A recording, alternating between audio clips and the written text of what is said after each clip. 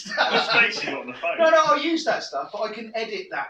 It's otherwise it'd be one massive, great big, and I know this bit's really complicated. We put that to the weekend. Cut. Another blooper reel. Yeah, blooper reels. That's just the whole first segment without breaks. Really, I knew I should have got Steph to drop me off for this. I could drink a beer. Yeah. Much Now do a cartwheel. Right, so we'll start again. Yeah. Welcome everybody to Southampton Vampire By Night's first crew meeting. So for those members of the crew that couldn't make here tonight, hopefully you could hear this and the sound quality is going to be good enough. And we're going to go through all of the roles and responsibilities. I'll start from the top, work my way down. And for some of these guys, they may have already heard some of this because this is the second take. Sorry, Two inches extra so big. we've already been round the room and done a meet and greet. That will be put in here afterwards. And yeah, so we start with the. Sorry about this, guys. We go to the top. So one of the things we definitely want to have for this game at the moment is leadership going forwards, which means there will always be someone who can make a decision and has the kind of, I don't know, the authority to kind of push the game in a direction if needed. A prince amongst crew.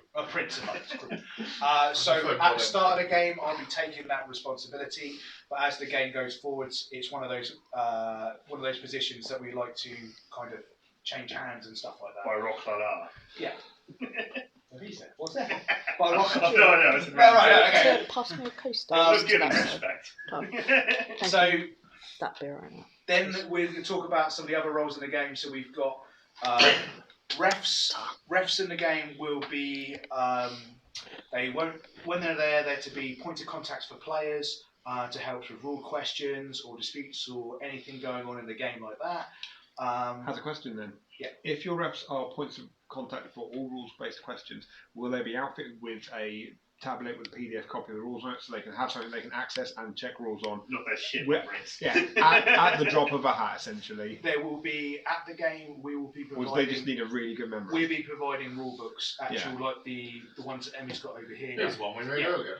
So all the refs will have like 3 or 4 copies of that at every game. Are you right to take hold? Because then I can film the book then. Or that. Cover his face, yeah. There we go. That's the rule book. Yeah. Cool. So yeah, that'd be something Okay, that the you're refs right. will have at each game. We want to make it so if there is a rules call or anything like that, that the actual rule call that's being made is correct. What else will the refs be doing? Refs will be, in theory, like the backstage staff of theatre shows. Making sure props are ready, making sure costumes are ready. Yeah, timings, bookkeeping, welcoming players to the game, giving them their player packs when they enter, taking the player packs at the end, listening to any feedback from players, any upsets and disputes, anything like that. That's what the refs roles are going to be. They all start gathering around certain players. Yeah. Yeah. Smiling. So also the refs should be for players very approachable if there is the new player side of stuff, when we kind of speak to new players when they turn up to the game or creating their characters, that would be the ref crew that would be facilitating that. So they will be the first point of contact for new players to the game as well.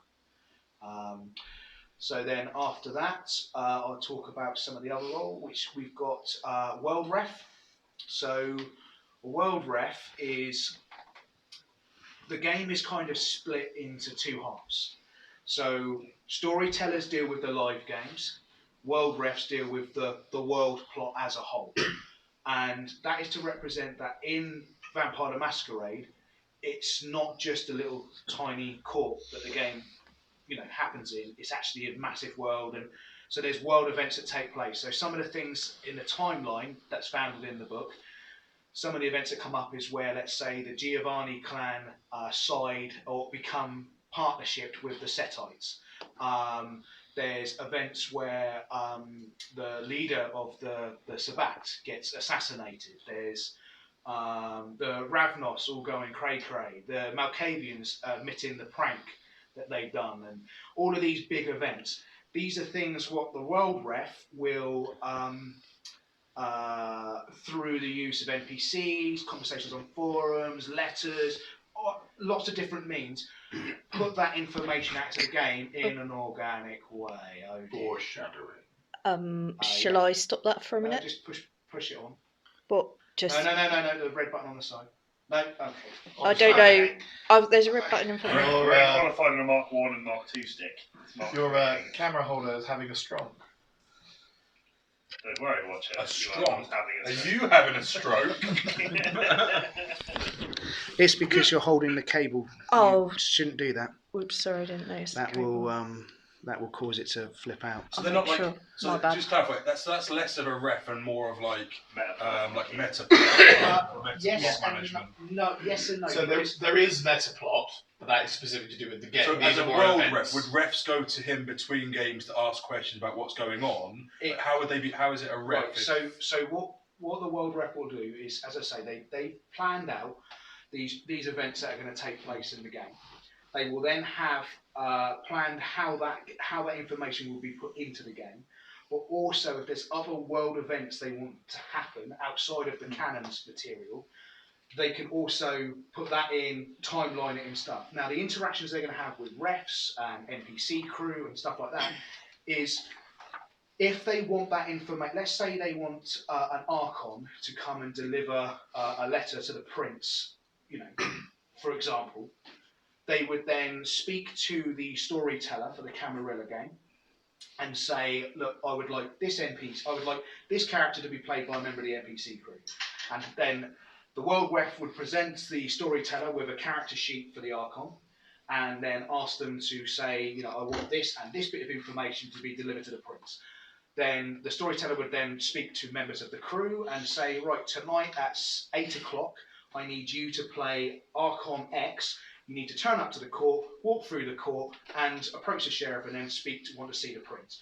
The sheriff will be notified about this. Whoever's playing the sheriff that evening will also know about it. And it's kind of like we make a scene, but it's done in a way where the world ref is completely in charge of that scene happening. The storyteller just helps them facilitate it.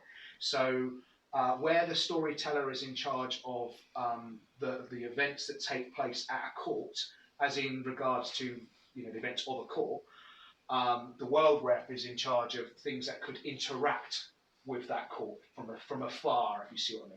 So if there's a particular character let's say there's a player that's been on the forum slagging off Justicargio and calling her a big flappy something, then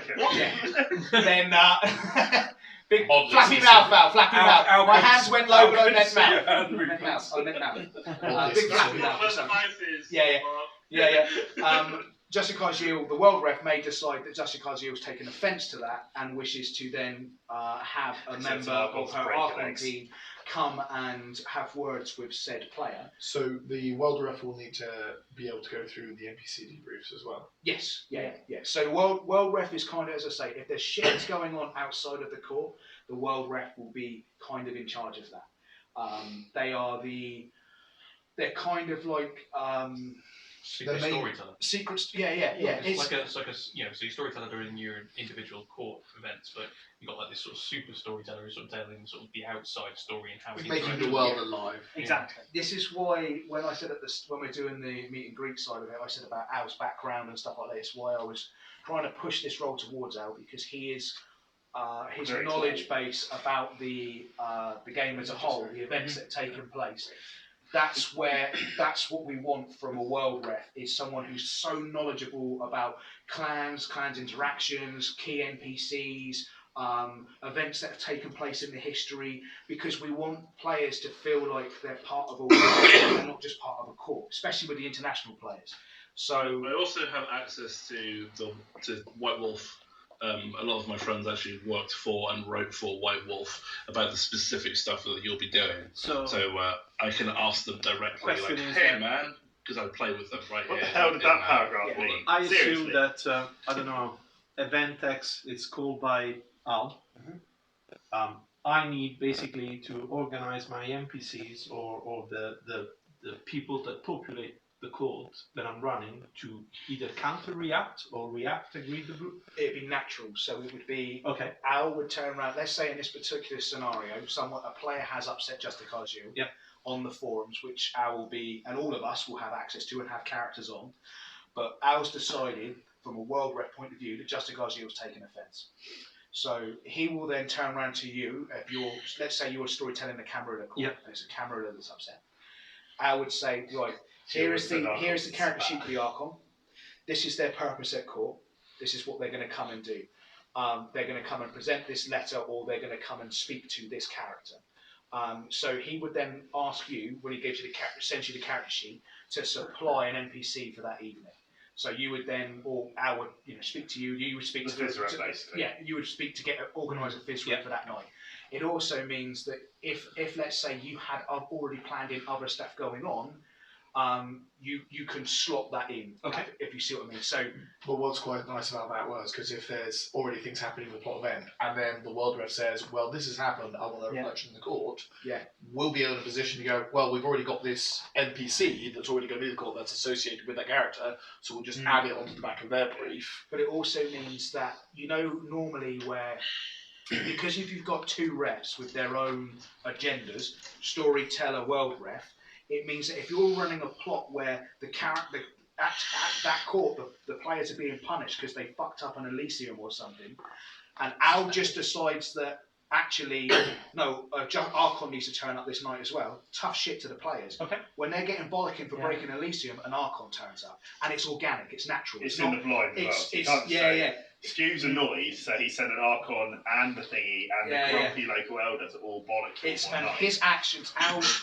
actions, why the Archon's there, is all due to player interaction. It's so when it actually turns up and the Archon's there, and then you realise it's because Gobbymouth over here caused it, all of a sudden that's a lot of heat on that player, etc., etc. So we want world ref to be dealing solely with world plot, but also can throw world plot at the live game. But you also have the federal characters like Archons, so they can remember that last time they turned up, the bad guy shanked them in the hip. So and they'll be a little bit paranoid about that. There is a system that ideally we want to have, like, certainly big NPCs consistently played by someone in a crew. Yeah. But because of the nature of the game, that's not always going to be possible.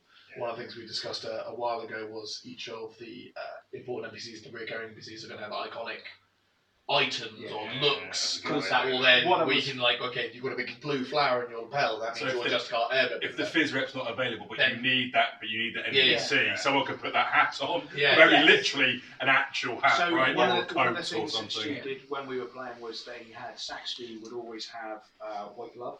Right. Just one. And if that white glove was ever taken off in a court, people realised that someone was about to get face burned or killed. But it was an iconic part of his character, the same way. Never forget. One of Stu's other ones when he was playing Jude would have a coat that had loads of badges and stuff on it, and that was represented the same way when I played Rat. I had my big coat and a Rat T-shirt or something. So what we were discussing this, and what we'd do is we'll make sure that every NPC has two iconic items. What I was trying to say is that there will be NPC that will sort of naturally react towards a new NPC coming into court. So what I'm thinking is that there are three ways of reaction to simplify. Is either agree with the person that is coming into court in this occasion, neutral, he couldn't care less, or profoundly dislike. So I guess some NPCs will counter-react or will put their spin. But hopefully all of the NPCs that we have in the game will have backgrounds, goals, agendas.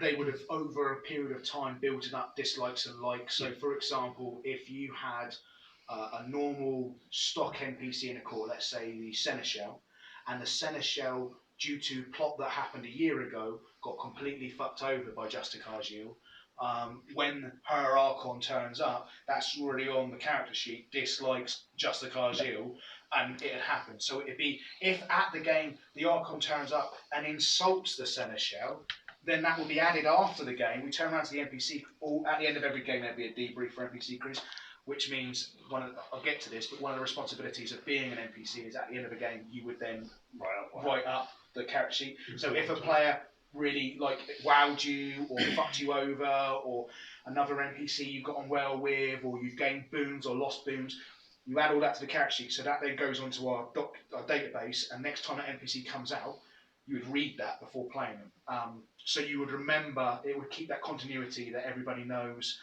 what happened last. Not in detail what happened last time, but enough of it to go, okay, yeah. So that player over there, yeah, you don't like them because. But I mean, it's also going to include things like role-playing tips and stuff like that. Also, the event that you do have to change the NPC to another character, then they've already got, right, you're arrogant, you're powerful, you're dismissive, you don't like that guy, but that guy's a boon over you, so you want that paid off, and you've already got these things, you feel like the same sort of character that was there previously. Yeah, because we want it to be that something really, really, really important is continuities for players. So if they do have some epic encounters with characters, just because they're not player characters, it shouldn't diminish the fact that their interactions count. So we want those interactions to mean something going forward. So next time that NPC or character turns up, it remembers, because we've made a note where in previous versions of this game, that hasn't been put into fact. Was it a secret conversation with you? Sorry, that was Dave. Yeah, I can't remember that. He didn't tell me anything. What memory stick? Got no idea what you're on about. But then, but there's also the other thing to bear in mind, that one thing we always were very keen on when we were running is the onus of the action should always be on the players. Yes. Which is, if your NPC has got a problem with that NPC, you're not necessarily going to square off with them directly, but you are going to get the players to do stuff for you, because then it creates more interaction between the players and their stuff. That's a good idea. He's got a briefcase. Steal his briefcase. I don't even care what's in it. I just want you to steal it from him. So I think that goes on your life. So then going down from World Ref, you've then got storytellers. So there's going to be 2 storytellers in the game. You've got one for Camarilla, one for Sabat. They're not going to talk to each other in regards to. They don't even like each other. This is the plot I'm doing. This is the plot you're doing, kind of thing. You have to arrange to sleep. There will be a secret that will be talked between the storytellers and refs and stuff. Just the one secret. Yeah, which will have some interaction. But the idea is that we want the courts to feel unique and different from each other, and don't want it to feel like. This court having a party, so this court's having a party. We want them to feel very different. We want it to be. I think the parties would be quite different though. If you're playing the Camarilla game, we want the Camarilla game to feel completely different from the Sabat game. Mm-hmm. But also on the same token, the World Ref is potentially going to be seeding similar information. Absolutely. Yeah. Because events are the same, right? Yeah. Well, but how the courts respond to the event will be different, right? So they might not find out straight away either. Like the Sabat leader being assassinated will probably be all over the Sabat stuff, but the Camarillas won't probably know 3 months about behind. Yeah. So what a storyteller's responsibility is. Vampires themselves are pretty lonely creatures that stay away from each other because of the alpha predator. Trying to get out the way. The only big threat to a vampire is another vampire. So when vampires gather, they gather for a reason. They don't just turn up because somebody wants to do a Sudoku. They gather because the prince has called them there, or that they've got there's an event taking place, a ball, or there's an auction, or there's something happening that draws the vampires together. Or they are stuck at Sudoku. Or they're stuck doing Sudoku. I do like the idea of mass summon. I just can't get 3 down. A storyteller's responsibility in a year is that you would have six courts that you would need to plan out, and you would need to think of things like the venue. Now, everything I'm saying here, everybody will help with, as in, if a storyteller goes, do you know what, I need this venue to be a bar, or I need this venue to be an art gallery, we can reach out to the crew as a whole and say, can anybody help me try to nail down an art gallery? We've already come up with some really great potential locations. Yeah, so we've got some in the back burner. It's like, so if for example, one of the courts I'm thinking of running will literally take place in the catacombs under the city. So if it's taking place in the catacombs, if anybody, I'd ask the NPC crew or the crew in general, does anybody have any contacts with the city council to get hold of the catacombs guys? City council, or anybody know the contact number or anything like that, and etc. And then we use it together. But anyway, the storyteller would decide on the venue, decide on what's happening that night, organise NPCs to do particular things. So they would plan out the evening in like there will be an announcement from the herald welcoming people to the court. Then the prince will actually briefly move through the court and engage with one person and then leave.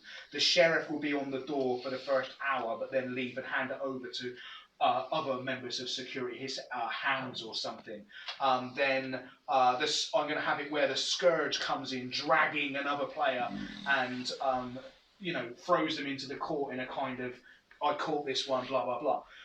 That's the kind of events that could take place, but the theme of the court could be that actually in the background, what this court's going to be about is there's actually the prince has arranged a meeting between the Giovanni clan and the Camarilla to do with recent events down the docks or something, or access to the airport or something like that. Now, all of that interaction with the head of the Giovanni clan could be that literally you get a load of NPCs that walk through the court and then walk out the other end of the court because they're going to go with a meeting with the prince and the seneschal. But his retinue of other Giovanni could then be left in the court that would then interact with players and stuff like this. So the prince can't see everyone at the same time. Exactly. So the idea is that storytellers are there to facilitate the events that take place at the live game.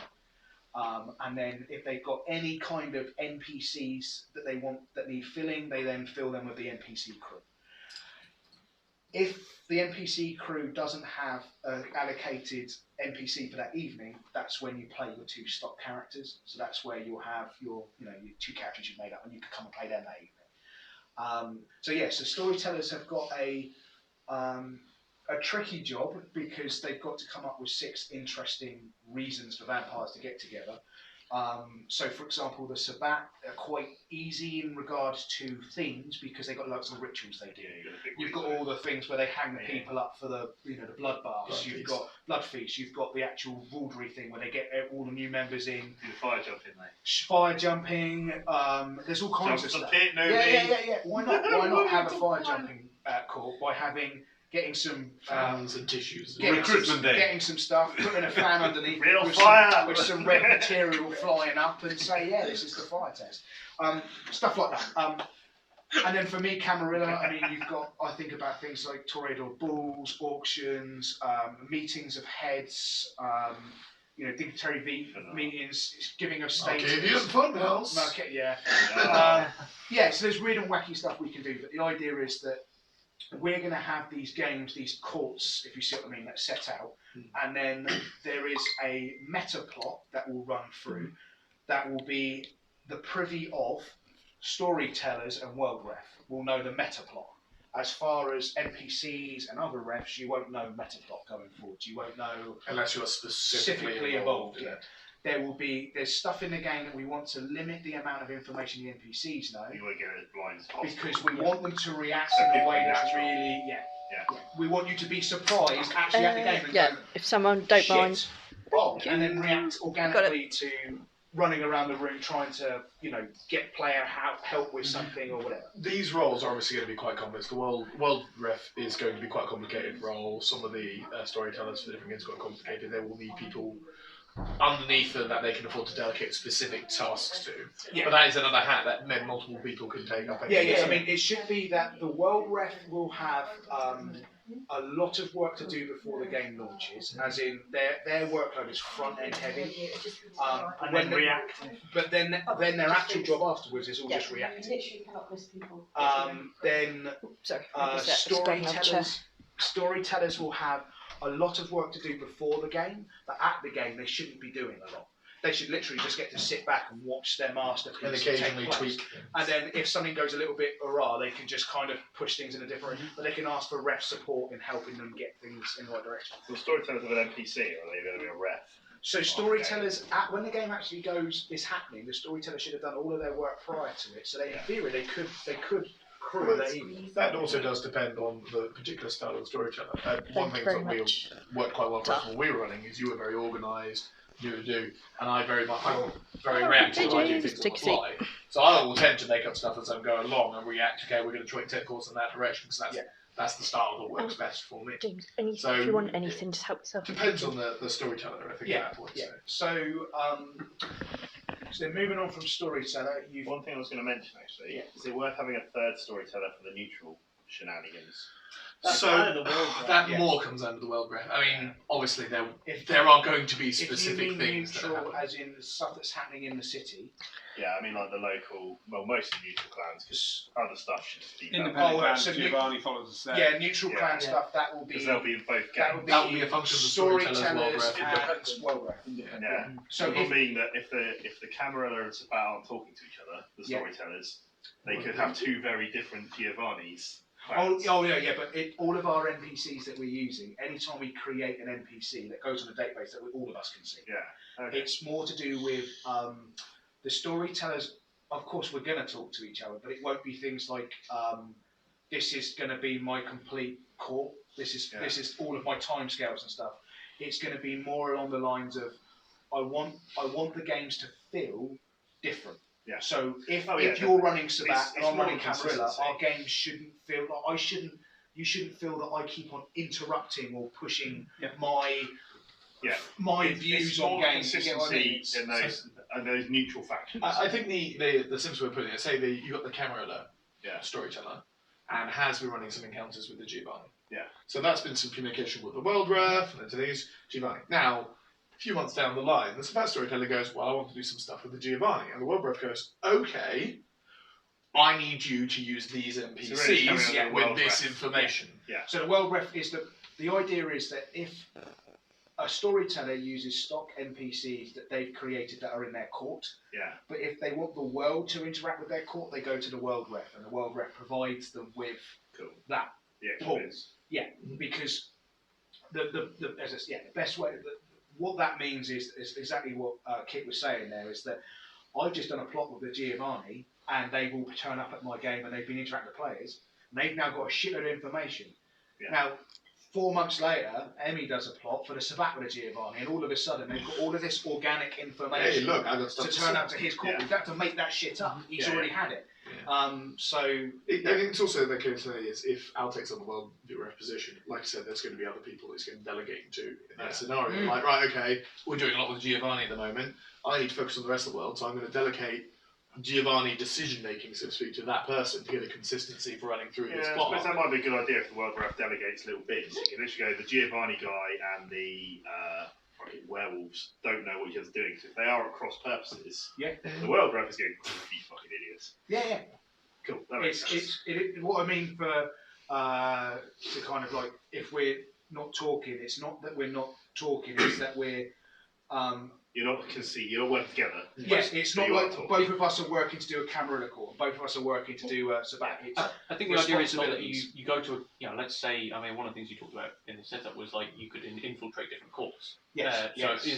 So Sabat goes to a Camarilla court and goes, aha, they're having an auction in an art gallery and this has happened, and then they go to a Sabat court and it's in an art gallery and this happened. I think that's what you're trying to avoid. Cool. Not only just copycat events, but also events that occur in the same way or things happen in the same way, but they feel. But both sides play for a different way. Yeah. Another answer to this particular arc as well is that we could run, again, taking the Giovanni point, is say you've got two subfamilies of Giovanni that are at odds with each other. Yeah. Now, the world ref doesn't necessarily want to run both of it at the same time because it's less organic and less interesting, and that's where, again, delegation becomes a better angle for it as well. So, where rather than having just a Giovanni ref, for example. We want it. If there's delegation, that's good. Because otherwise, the world ref is running the whole world. And all the local. This whole world plot. It's one of those things. It honestly should be that the second a character sheet has been generated and a background for that character and their goals and agendas and stuff, in the database. It lives on the database, and then. If I put my hand in the air and say, hey, can I have 2 Giovannis turn up, please, because I need them to do this, Al can go to his database and go, I've got 2 Giovannis. There you go. Or actually, no, these ones wouldn't go. I generate 2 more Giovannis, and this one's got a tragic backstory. One of the other things we struggle a bit with in your game is the fact that every time if they wanted to distribute a plot, it'd be a brand new Archon or a brand new NPC that will be used once. And then would disappear again forever. We want us to feel that. It's actually bad. So technically, all we need to do in a year is write 6 games.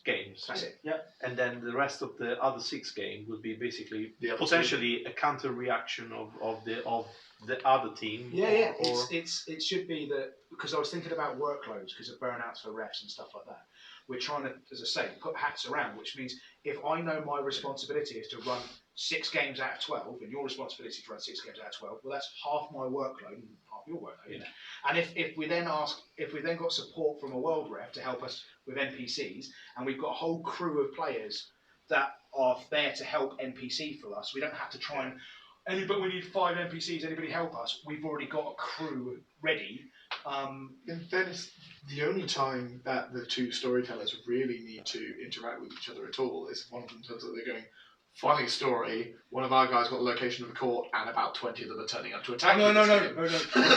I wouldn't tell you yet. Huh? No, I wouldn't tell you, and you wouldn't tell me. Okay. I don't want to know, because if the players turn up, if I've got a court where I'm doing a Toreador ball, and then 20 players rock up to kill my Camarilla players, I want that. And if it screws with all my timelines, I'm like, yeah, fuck it, because there needs to be some oversight in that. So it's basically passing up to either a system ref or the world ref, just so they're aware that this is roughly. When I say that, the location of the place, the location of the game has its own asset code. Yeah.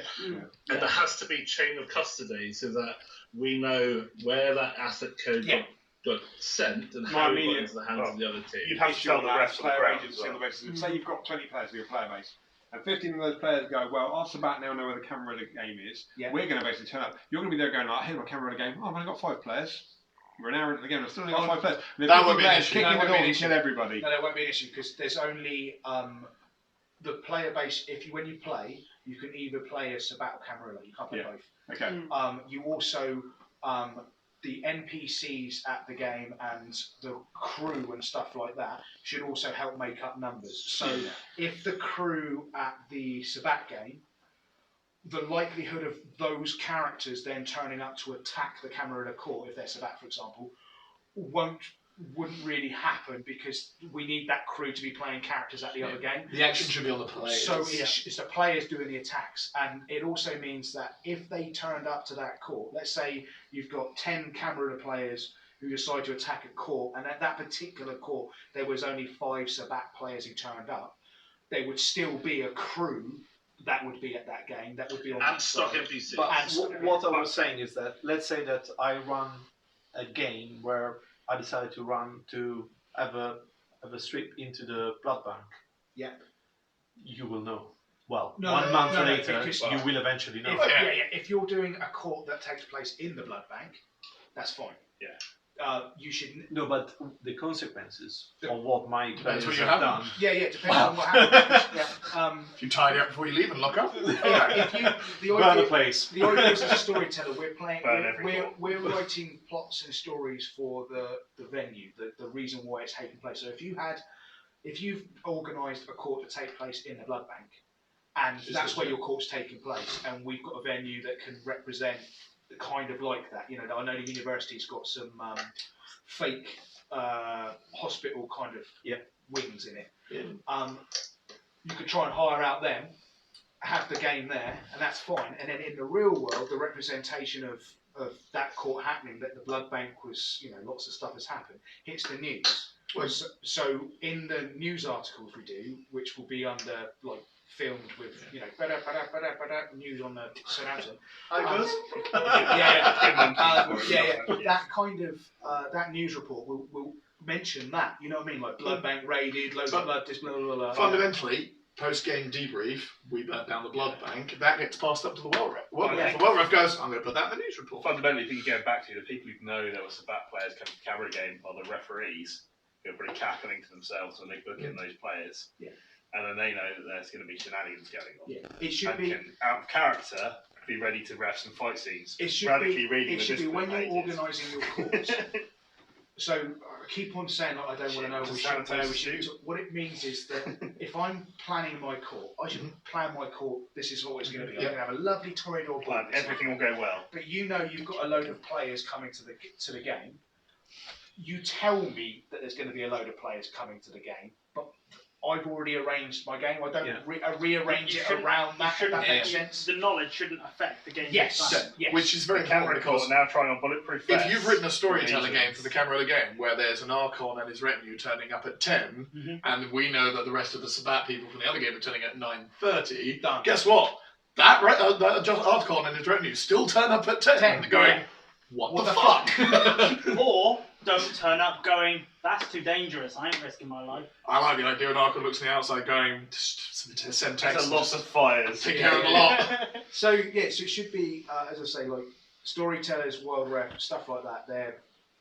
I'm trying to make it so compartmentalised, hats, time periods, etc., etc. So none of us feel like we're overwhelmed in having to do 12 games in a year, having to do all the interactions on the website and all this kind of stuff. So, but it also stops meta, and it stops people accusing the storytellers of of being biased. And, your favourite NPC wore a stab vest because he knew this was the battle coming. No, because you stabbed him last week, you fuckheads. Yeah, and also he's worn a stab vest for every single game he's been at. It's a consistency. But it also stops you actually doing things like, okay, well, I know there's going to be some Sabbat players turning up, so I better just leave an hour for something to happen. And then one Sabbat player or no Sabbat players turn up, and then they've got a whole hour with nothing happens. Creating an organic world is, I think, the thing that works most for Mark and I in running it, and things happen regardless of whether the players want to interact with them or not. Yeah, that's what we want. It's as it should be. Plus, I like the idea of infiltrators, frankly, rather than just we really wanted to cultivate that espionage community. So one of the things. I've got a NOS to play both sides. Oh yeah, oh god, that's leading into a lot of stuff. So one of the things that was definitely key for us is that if there is a load of Sabbat that rock up to kill the Camarilla, we want them to be players killing players. Yeah. Because oh my god, if you've got an NPC and you turn up to kill someone, you don't really give a fuck. You're like, yeah, I'm gonna do something cray. I'm gonna celerity into the middle of 20 of them and then go. It doesn't feel right. At least one of my thug NPCs has got nope. Yeah. If you turn up, if you've got 15 Sabbat players that turn up and they're like, yeah, we're gonna fuck them over, and you get in there and there's like 30 Camarilla players, like. No, they have a nice dance. No, the dogs going. No, we're good, and they'll fuck off. Yeah. Or some of them go, no, we are Sabbat, and run in, and the other guys just go, yeah, jog on, man. I'm coming into the important thing about that is obviously the membership. You get to attend up to 12 games a year, but you're rotated for your 6 games. Yeah. Which means you turning up to the game, looking at, going, actually, I'm not going to go in, is entirely the player's choice. They do not have to stay. That's assuming they find out where it is. Yes. Yeah. Which is always available for players. They can always do that. That was always an option. Bye. Yeah. So right now, moving on to the one that's got quite a bit to it is the the crew, the actual NPCs. Mark, sorry, I've got a quick gimbal question. Yeah. It's vibrating now and again. Is that because you've got a message coming on your phone or something? Or Mark's just left on a different mode. If it's gimbal, actually going like that, it's because you pulled a cable or something. No, it's just a light vibrate. It cuts out if it goes under too much duress. It just goes no. All right, That's okay. When you pulled it earlier on, it went no. Oh, cool. Okay, sorry to interrupt. Too much. Right, so crew for NPCs. Now, this is the bit that I fought long and hard on because I wanted to make. I talked about this earlier on. We went to play a game called Cold Horizon. Created and ran by Mike Diamond and Pat Jeffries. Thank you. Includes paid promotion. Now, what they did in that I've never seen in any other. We are still trying to convince him to run it again. Yeah. So it's not paid promotion. We just desperately want him to do it. Run Cold Horizon. So what love you. So what they did in that I haven't seen since and was amazing when I played it was that there was no difference between an NPC and a player character. So I generated a character, and then I had my own goals and agendas, and I interacted with players naturally. As in, I had a role that I did, which at the time was engineering. Katie's was housekeeping and stuff like that. And we had jobs that we did on this space station. But as far as what we were supposed to do during the day, well, that was Katie's doing housekeeping and I'm doing engineering, and I would go out and do stuff on the space station. So would Katie, and then would interact with players naturally, if you see what I mean. And I had all of these. My background and the things I was doing and the people I was interacting with was all down to the character I was playing that I made. And that was fantastic because I felt really engaged with the game and with the other players and stuff, because there was players that due to certain things going on with my character that I found, like hacking, for example, was one of the things I was doing a lot of. I got quite friendly with some of the hackers, but then I found out one of the other players was one of the hackers that was trying to fuck with me. So then I started to organise trying to get other players to help me hack that guy, and it was all this whole hacking espionage, and then I realised actually the players were fucking with me the entire time, and it was this crazy web of fucking hackers. Yeah, and the thing is, that's only like one very small part of the game. And the rest the entire time knew this kind of stuff was going on, but they just let the NPC crew be natural and get on with it. Whereas I would just find John Neal hiding in the toilet with a laptop over something and turf him out. Yeah, that's cheery. And it was so basically what you're going to do is given to you by a storyteller, but how you do it is done through your NPC sheet. It's when you so as an NPC or a member of the NPC crew, what you will do is you will generate 2 characters for the Sabat, 2 characters for the camera, and those 4 characters are your basically your stock. Your R&R. Your R&R. They are colour. If you've not been assigned something for a period of time during the game, you're playing one of them. So we look to make those super stereotypical to help the flavour. Right. So your characters makes sense. Yeah, your characters when you generate them you should always have in that kind of mindset of what does this add to the game? Is this fun for other people to interact with? What are my goals and agendas? And not to be the protagonist. So you're always there to picking someone else up. You've got flaws. So my flaws was when my character Cold Horizon had had an issue where I'd lied on my application. I was a shit engineer. I had 1 dot of engineering. We all knew. Yeah, I had 1 dot of engineering, but I had 4 dots in computers. So I'd applied and hacked my way onto the station as a engineer, but I was actually all about computers, which meant that when something went wrong on the space station and they asked me to fix it, I had to go and quickly nuzzle up to a player and go, do you mind giving me a hand with this? Because actually I don't know what I'm doing. And then the player would then do the actual engineering stuff and I would assist them. So it was that kind of thing that I physically couldn't move this table, so I'd ask you to move it, even though I'm the guy who should be moving it. And that's the kind of that's what we kind of NPCs we want, is that we're there to promote game health and increase player agency. Yeah. And that's what good words. So I ran Larp for a while. So it's But you also make sure that you're not playing like a high society Nosferatu who believes dressing smart and won't. No special snowflakes. No. It's let the players be the special snowflakes. You're not the Navari dressed like a brass coaster who's got brothers and sisters in Dawn. Yes. Because if you're a Navari NPC, you look like Navari, and Navari spots you as Navari, and everyone else in the field goes, "You're Navar." Yeah. You meet the brief. Theming. Yeah.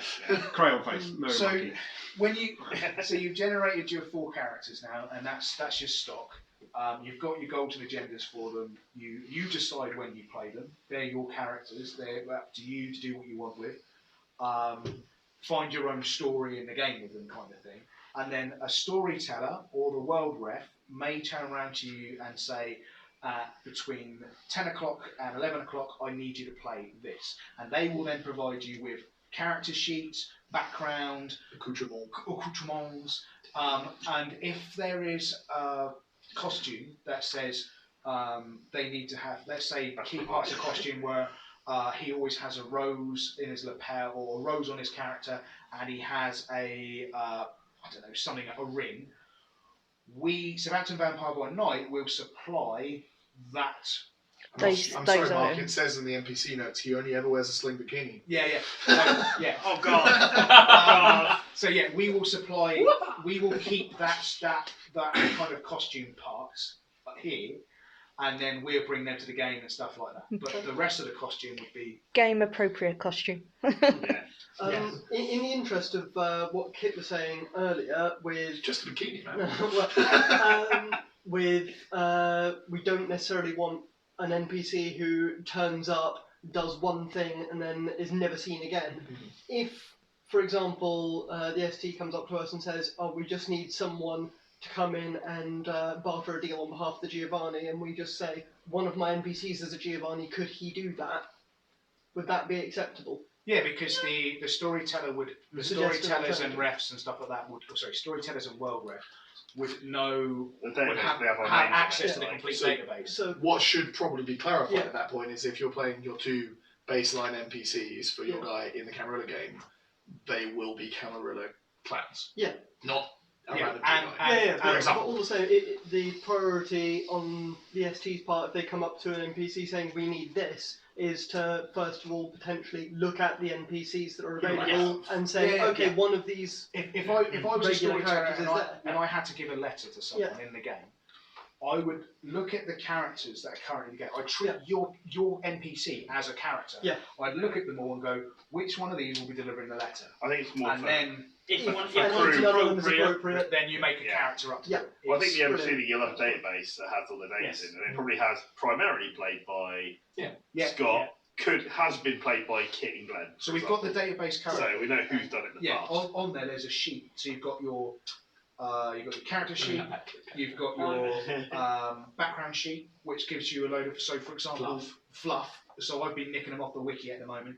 I go on there and I've been like, so this is Theo Bell, blah blah blah blah blah, extra information, character sheet. And then I've got another sheet in that file for it. You're the tallest and loudest. I still might have to playing with Theo Bell because I'm going to blackface for no man. Not in this room, that ain't happening.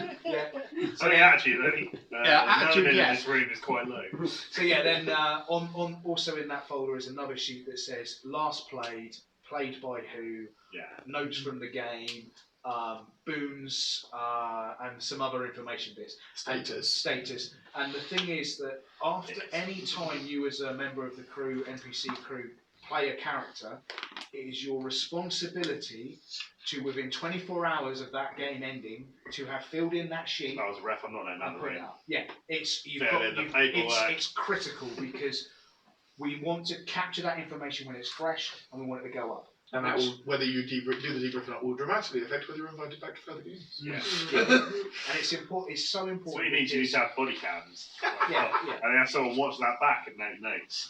It's genius. I love it. No, but I think it's a good point though, because if we all make 4 character NPCs, a storyteller's got a very set idea of what he wants to happen at each of his 6 courts, and that what he wants to happen doesn't involve our 4 NPCs. Our 4 NPCs could be special snowflakes that appear once and never come back again, or vice versa. They end up struggling looking for things to. Well, in theory, because you're not going to have that many people NPCing on a given night. In theory, what should happen is that so the NPCs that the storyteller should put into a court, he shouldn't at any point go, right, this entire court is made up of my completely 100% guided NPCs. It should be. We have a role that can be filled by. It needs to be an engineer, but it doesn't need to be I need some an ops plot points engineer. seeded by people. Stimulate plot points throughout the evening using stock NPCs. Yeah. Your NPCs should then be the actual game for the players, because I think personally that the NPC I create and go, right, tonight you're playing this guy who's incredibly quiet and timid and you must. We have met, right? Yeah, exactly. Well, you should. Play the damn NPC. And I give you that NPC and I say, tonight you've got to walk around really quietly, really timidly. I want you to go up to players and be very gentle and all this kind of stuff. And you're like, I don't fucking know. This is really awkward. Bullshit. And you don't get involved in it and you feel awkward with it and you don't engage. Having you do that for 4 hours would be not as good as me saying, play your NPC that you really enjoy playing and you've built up a character and a reply. Oh, by the way, do this. And then later on tonight, can you just nip out of court for an hour and come in and do this? But then at the same time, though, it would be helpful as an NPC. So I come here to offer an NPC, but let's say I'm NPCing for the Camarilla court. When I'm making my 2 characters, it would be good to know what the Camarilla storyteller's got in mind for the year. Because because we had this conversation the other day, didn't I? I met tonight about a character idea I had, which is completely left like over there somewhere compared to what the Camarilla storyteller wants to tell. So surely some of the some of the creation of the characters need to be directed by the storyteller? No, absolutely not. No, characters are going to have their own motivations for being where they're going to be. Yes. You should have no interaction with the story, and it should be as much a surprise to you as it is to the players. But I'd rather know what the NPC is like in order for me to plot my plot, but not reveal it to the NPC. That'll be on the database. Yeah, but I need to know, I don't know, if he's a timid, I'm obviously not going to put him, he's going to be in charge of the raid, because he's going to fuck, or I could. Hopefully, when we do have the NPC crew together, the refs will talk to the NPC crew the same way we will talk to the players. What do you like playing? Yeah. What did you feel comfortable with? What are you uncomfortable with? That every new player will be doing a kind of sit-down chat with, which will call, because the thing is, there's no point in giving someone a character sheet that says you're going to be playing this character if they actually, out of character, find that incredibly uncomfortable, and that's one of their buzz things. Personality sort of thing. Yeah. So we will take responsibility as refs to basically talk to everybody, the crew, the players, the whole shebang. We've got that kind of engagement, and then we will make notes, and those notes will be on a database. Now, storytellers will be privy to that. World Ref will be privy to that, and refs will be privy to that. Other NPC crews and players will not be able to see that information because that's private information. And the reason why refs can see it, storytellers can see it, and world refs can see it is because if we're making plot or we're doing things where we're going to push them in certain directions to do certain things, we need to know that that's acceptable, if you see what I mean. Because it's not fair to write a plot that pulls on the strings of certain things that that person feels incredibly uncomfortable with. In a real life. In a real life way. So that's why there will be a database, but it will be private to members of the team that need that information, and that will also count for the crew as well. So, as I say, the crew. If for me personally, like I suffer from dyspraxia and dyslexia, and I also have massive confidence issues. I always self-doubt myself, and I feel like doing this is very uncomfortable for me. But that would be something you could look at my record and you could see that. So it means that you would know that if you got me in a situation where I had to deliver a public speech and make it sound, you wanted me to sound posh, and you wanted me to go stand in front of the players and deliver some really heartfelt information, and it was written on this piece of paper and I'm to read it out, well, dyslexia is going to fuck me on that, dyspraxia is going to fuck me on that, and the confidence will as well. So when I get that letter, I'm going to go, I've got Stu for that. Yeah. But someone like Stu or someone else or Kit or something can stand there and Stu, paraphrase this letter in a violent fashion. But you get what I mean? Oi, you fucked us!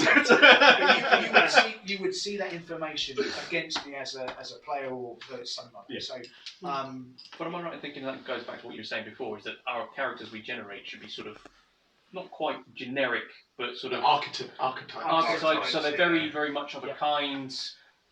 From the sort of the handbook of exactly how Boncho. I'm not an Nosferatu trying to be a Torador. I'm a Nosferatu. Do you want the players to know we're NPCs? Stereotypical. No. So then they'll pick up a bit over time anyway. So I get not going into business for yourself, right? But this is, forgive me, I don't know enough about the game setting just yet. I will read up, but I have done some reading. But like, I assume that vampires are relatively ambitious. Yes. So if I get not going into business for yourself. I get not being a protagonist.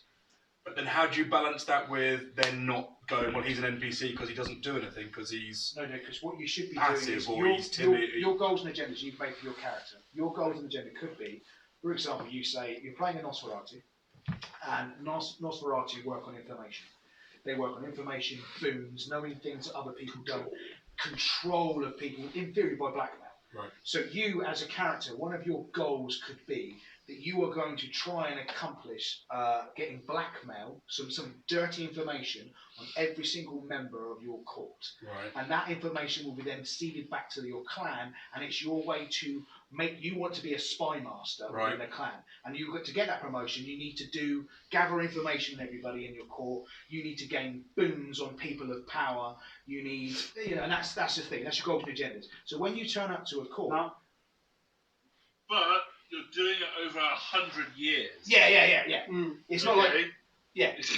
So it doesn't matter if you don't succeed. Like, I must get this all done within the year. Your timescale is going to be the far distant future. So you're very slowly building a web of control over people.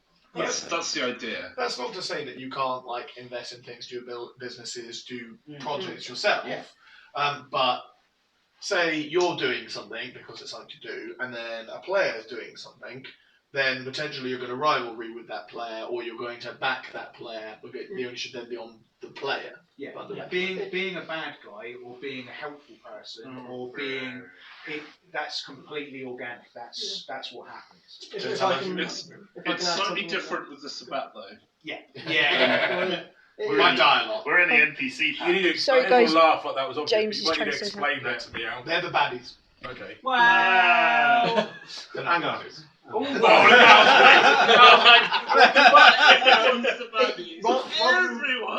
Rather than going good or evil, it's more lawful, chaotic in terms of Camarilla Sabbat.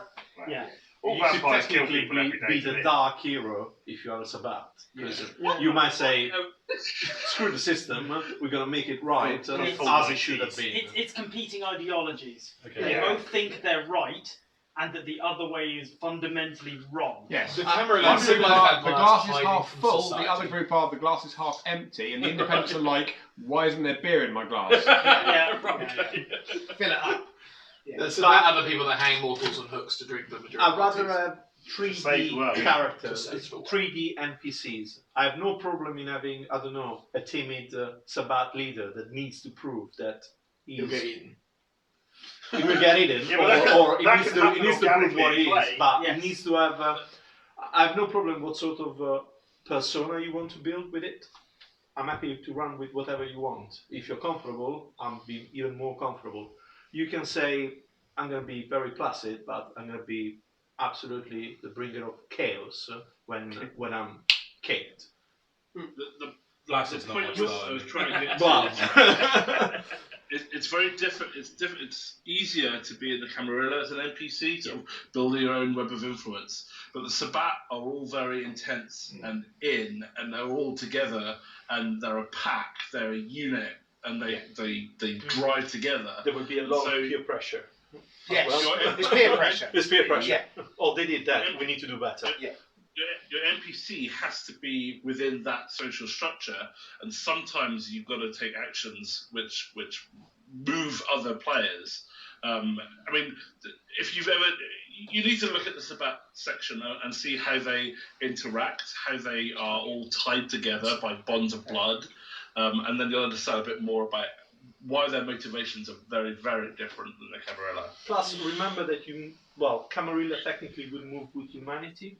So, Generally. in theory, All the But- NPCs will, because we're not special snowflakes. but what is normal for if you look the perspective of your life with humanity for a Sabbat is completely different.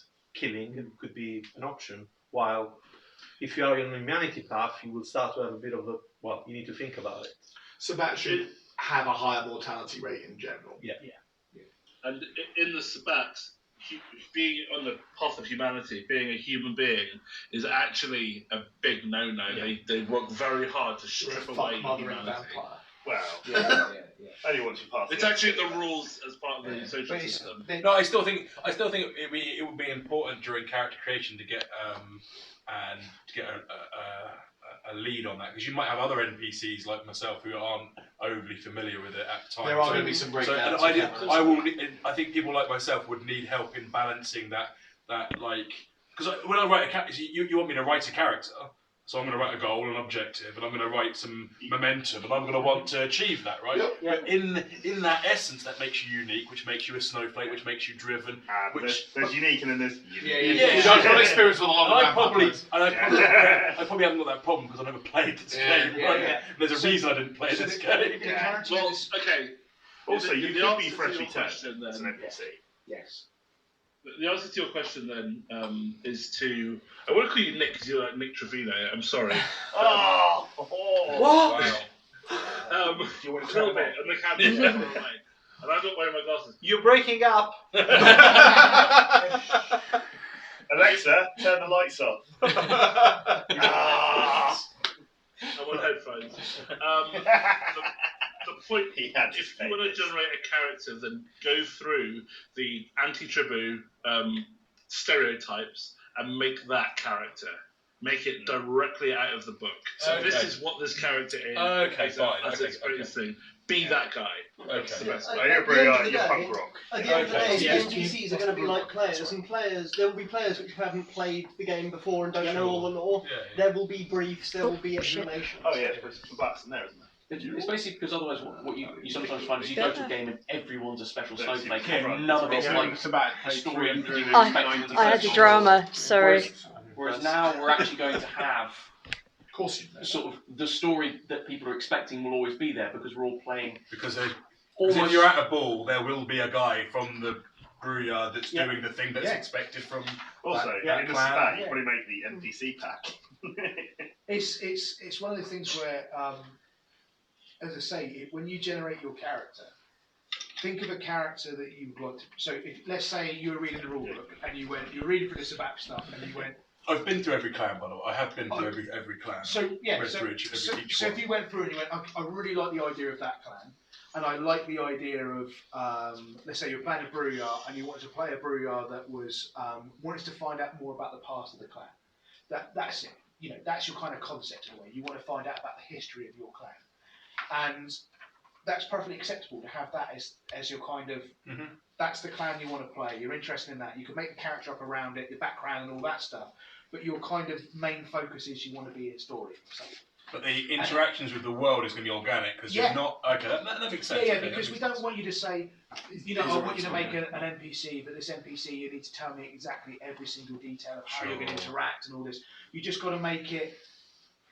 To start off with, it'll be quite vague, and then as you start to play it, it will naturally start to really. Plus, things go weird in play. Yeah. And they always go weird in play. I found the best NPCs we did. We had so when we did the Lucy Greenwood plot, that completely changed due to player interactions and how our characters were interacting with each other, and it all twisted round, and there was information that came out. But at the start of it, we just went. It was really simple. It was like he was playing like the heel. I was playing the good guy.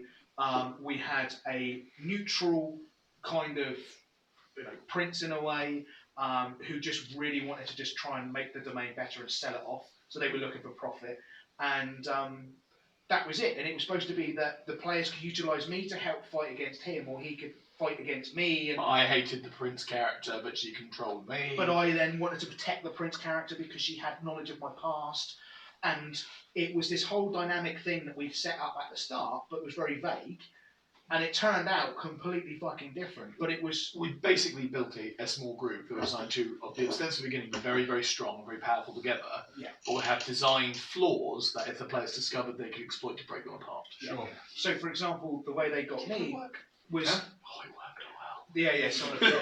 Yeah. That whole thing that happened at the end, where that was not scheduled at all. No, that was not. That just happened.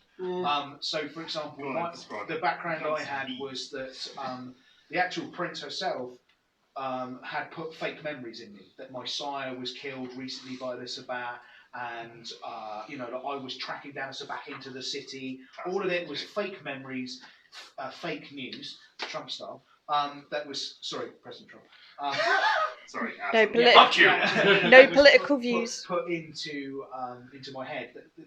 Then that's why I wanted to protect the prince. That's why I wanted to. So when the players were able to find out about that wasn't true, because certain NPC turned up who knew that and gave that information to the players, it completely changed. Well, they bought it off you, but it changed the dynamic of things. And I don't know. It's to say when you make a character.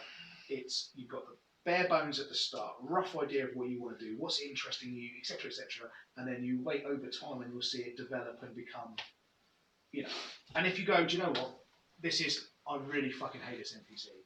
I built it, it's shit, I don't like it. Speak to a storyteller and say, hey, if you need to kill someone in the game to make a point, kill me! And as a storyteller, I'd love to know if there's NPCs that go, or crew members that go, Yeah, my NPC, I don't really want to play anymore. It's doing my nutting. I just wrong. It'd be like, no worries. So in the next court, I need you to play that NPC because there's going to be an explosion on that side of the room. I need you to be sat at that time of the room at past. And then boom, and your character's dead. And you get a great ending because now instead of you just disappearing off and players losing all of that contact and information and feeling like, oh, what the fuck. Now there's an ending. Yeah, the players get something as well. Yeah, right? yeah. There's a big because they don't know the end. They don't know the person running is frustrated with that character, right? No.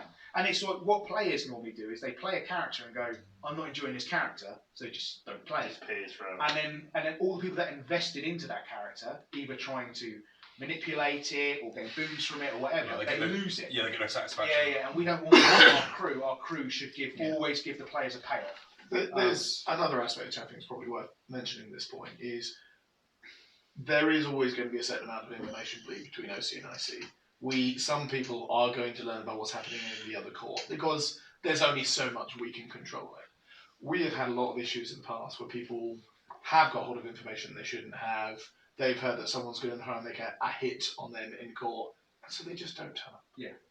And it's fundamentally important for us, especially from an NPC point of view, that if you get wind of that, you don't know about that. You play the character, and if they kill you, they kill you because it's important there's that causality. Yeah, because we're not in business for ourselves. No.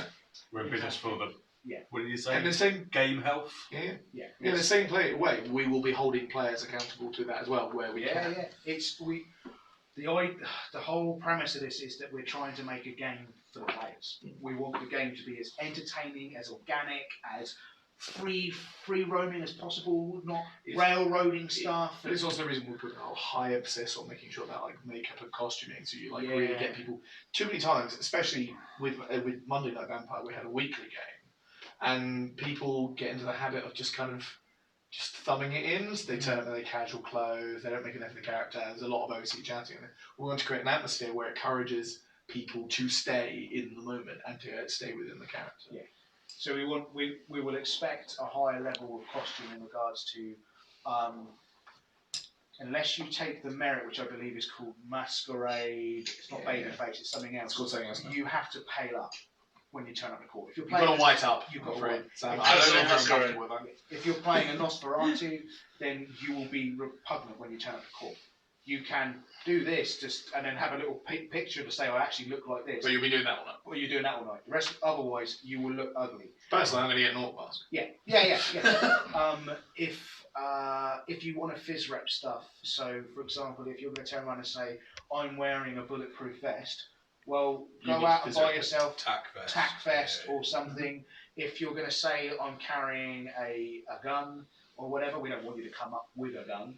But we would expect we'll have certain prop limitations. A prop to be on your person. So if you say I'm carrying a shotgun, we would expect a prop the size of a shotgun, if it's a cardboard cutout or whatever, to be on your person somewhere. Right. But again, the better we get at that. We provide live ammo, right? Yeah.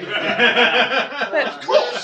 There's going to be venue limitations because if you're in a closed private venue, just going to have Al ship out in front of a BB gun. That's fine. But if you're in a public venue, you can't walk around a BB gun because you're arrested. It's illegal. Or make sure it's obviously not real, like you're walking around with like a super soaker. Isn't that detractive? No, that's detractive, isn't it? I think if you I personally think it's detractive if you've got a Nerf gun, isn't it? Yes. There are some really Fair good. enough. I mean, they're bright green and orange, but really good prop guns you can buy in toy stores I've used in the past. For me, I'd be happy with an object of the same size as the gun. It says gun. Meaning it's got to be location aware, right? We have to be location aware.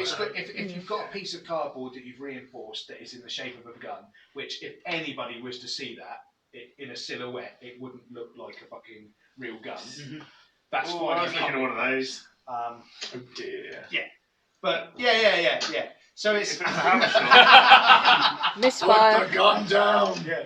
So yeah, we want it to be so that if you're turning up and new player to the game, you're going to have a fantastic looking venue hopefully, and then you're going to be filled with people that actually look like vampires. Or if there's a mortal in the court, it should look like a fucking mortal in comparison to everybody else there who's walking around who's paler, or they've got bloody fangs going on, or eyes that have different colours, and all this kind of stuff. So if I can ask a question with that,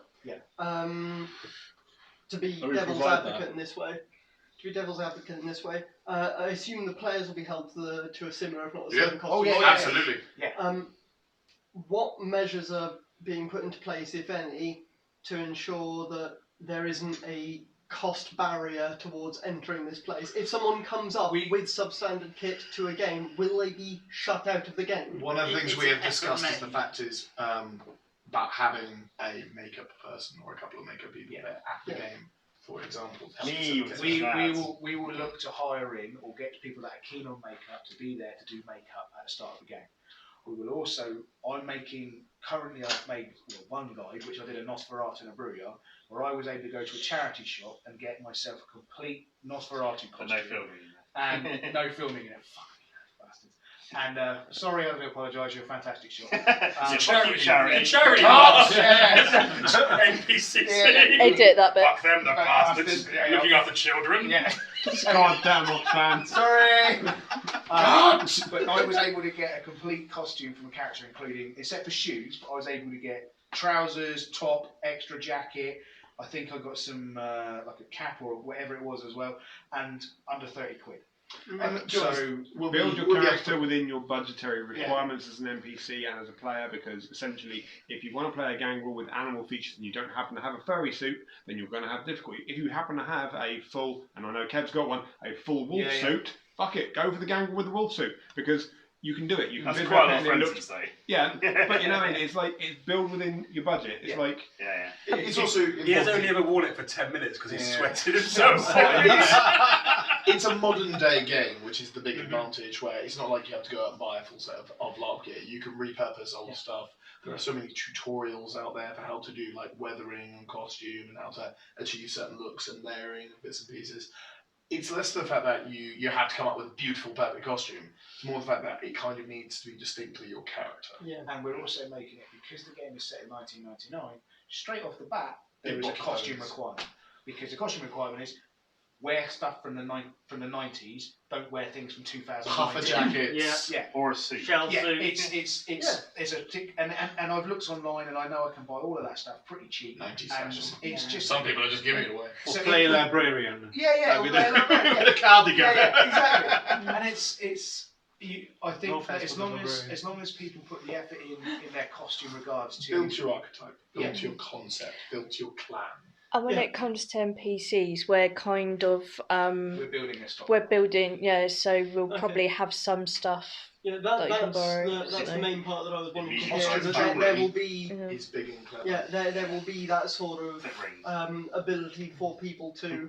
We wouldn't be turning someone away because their costume isn't good enough. We'll be assisting them building worst their case, costume the rest with will have a a white stockpile, palette something like just that. quickly That'd be grand. One of actually, very specific things, one of the things I found really good for NPCing is you can buy the little fake like ring piercings. Yeah. And they're just little clip things, and they're surprised even just wearing like one in your ear or something like that dramatically changes how people perceive your character because it's just distinctly different. And I found that those always been really, really handy, and it's just little modifications, iconic pieces of jewellery, a watch that you only wear for that character.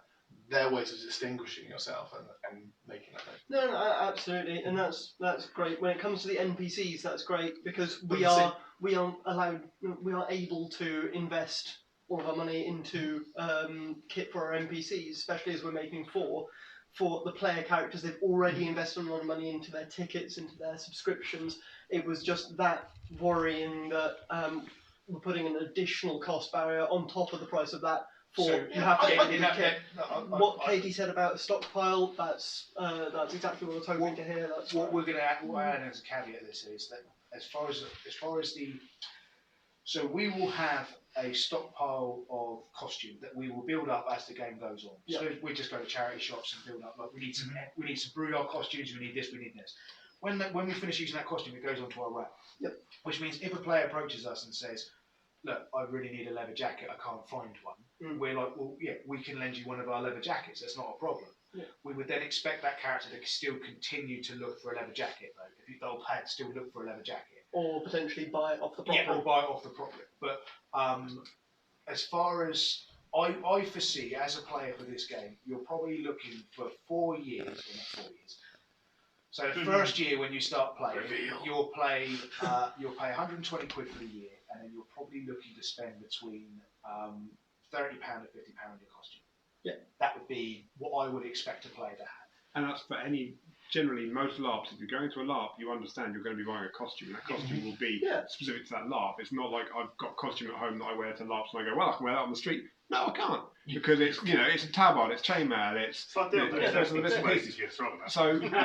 this being modern day, it's easier this being as well. modern day, it should be easier because everyone, should have T-shirts in the wardrobe. Yeah. So, blue jeans and a T-shirt is a uniform that goes back to the 1950s. Anyone can wear blue jeans and a T-shirt and go, I'm a Brujar. Yes. A pair of slacks and a shirt and a tie. Yeah. The main thing that sort of brought on that question was... Spinning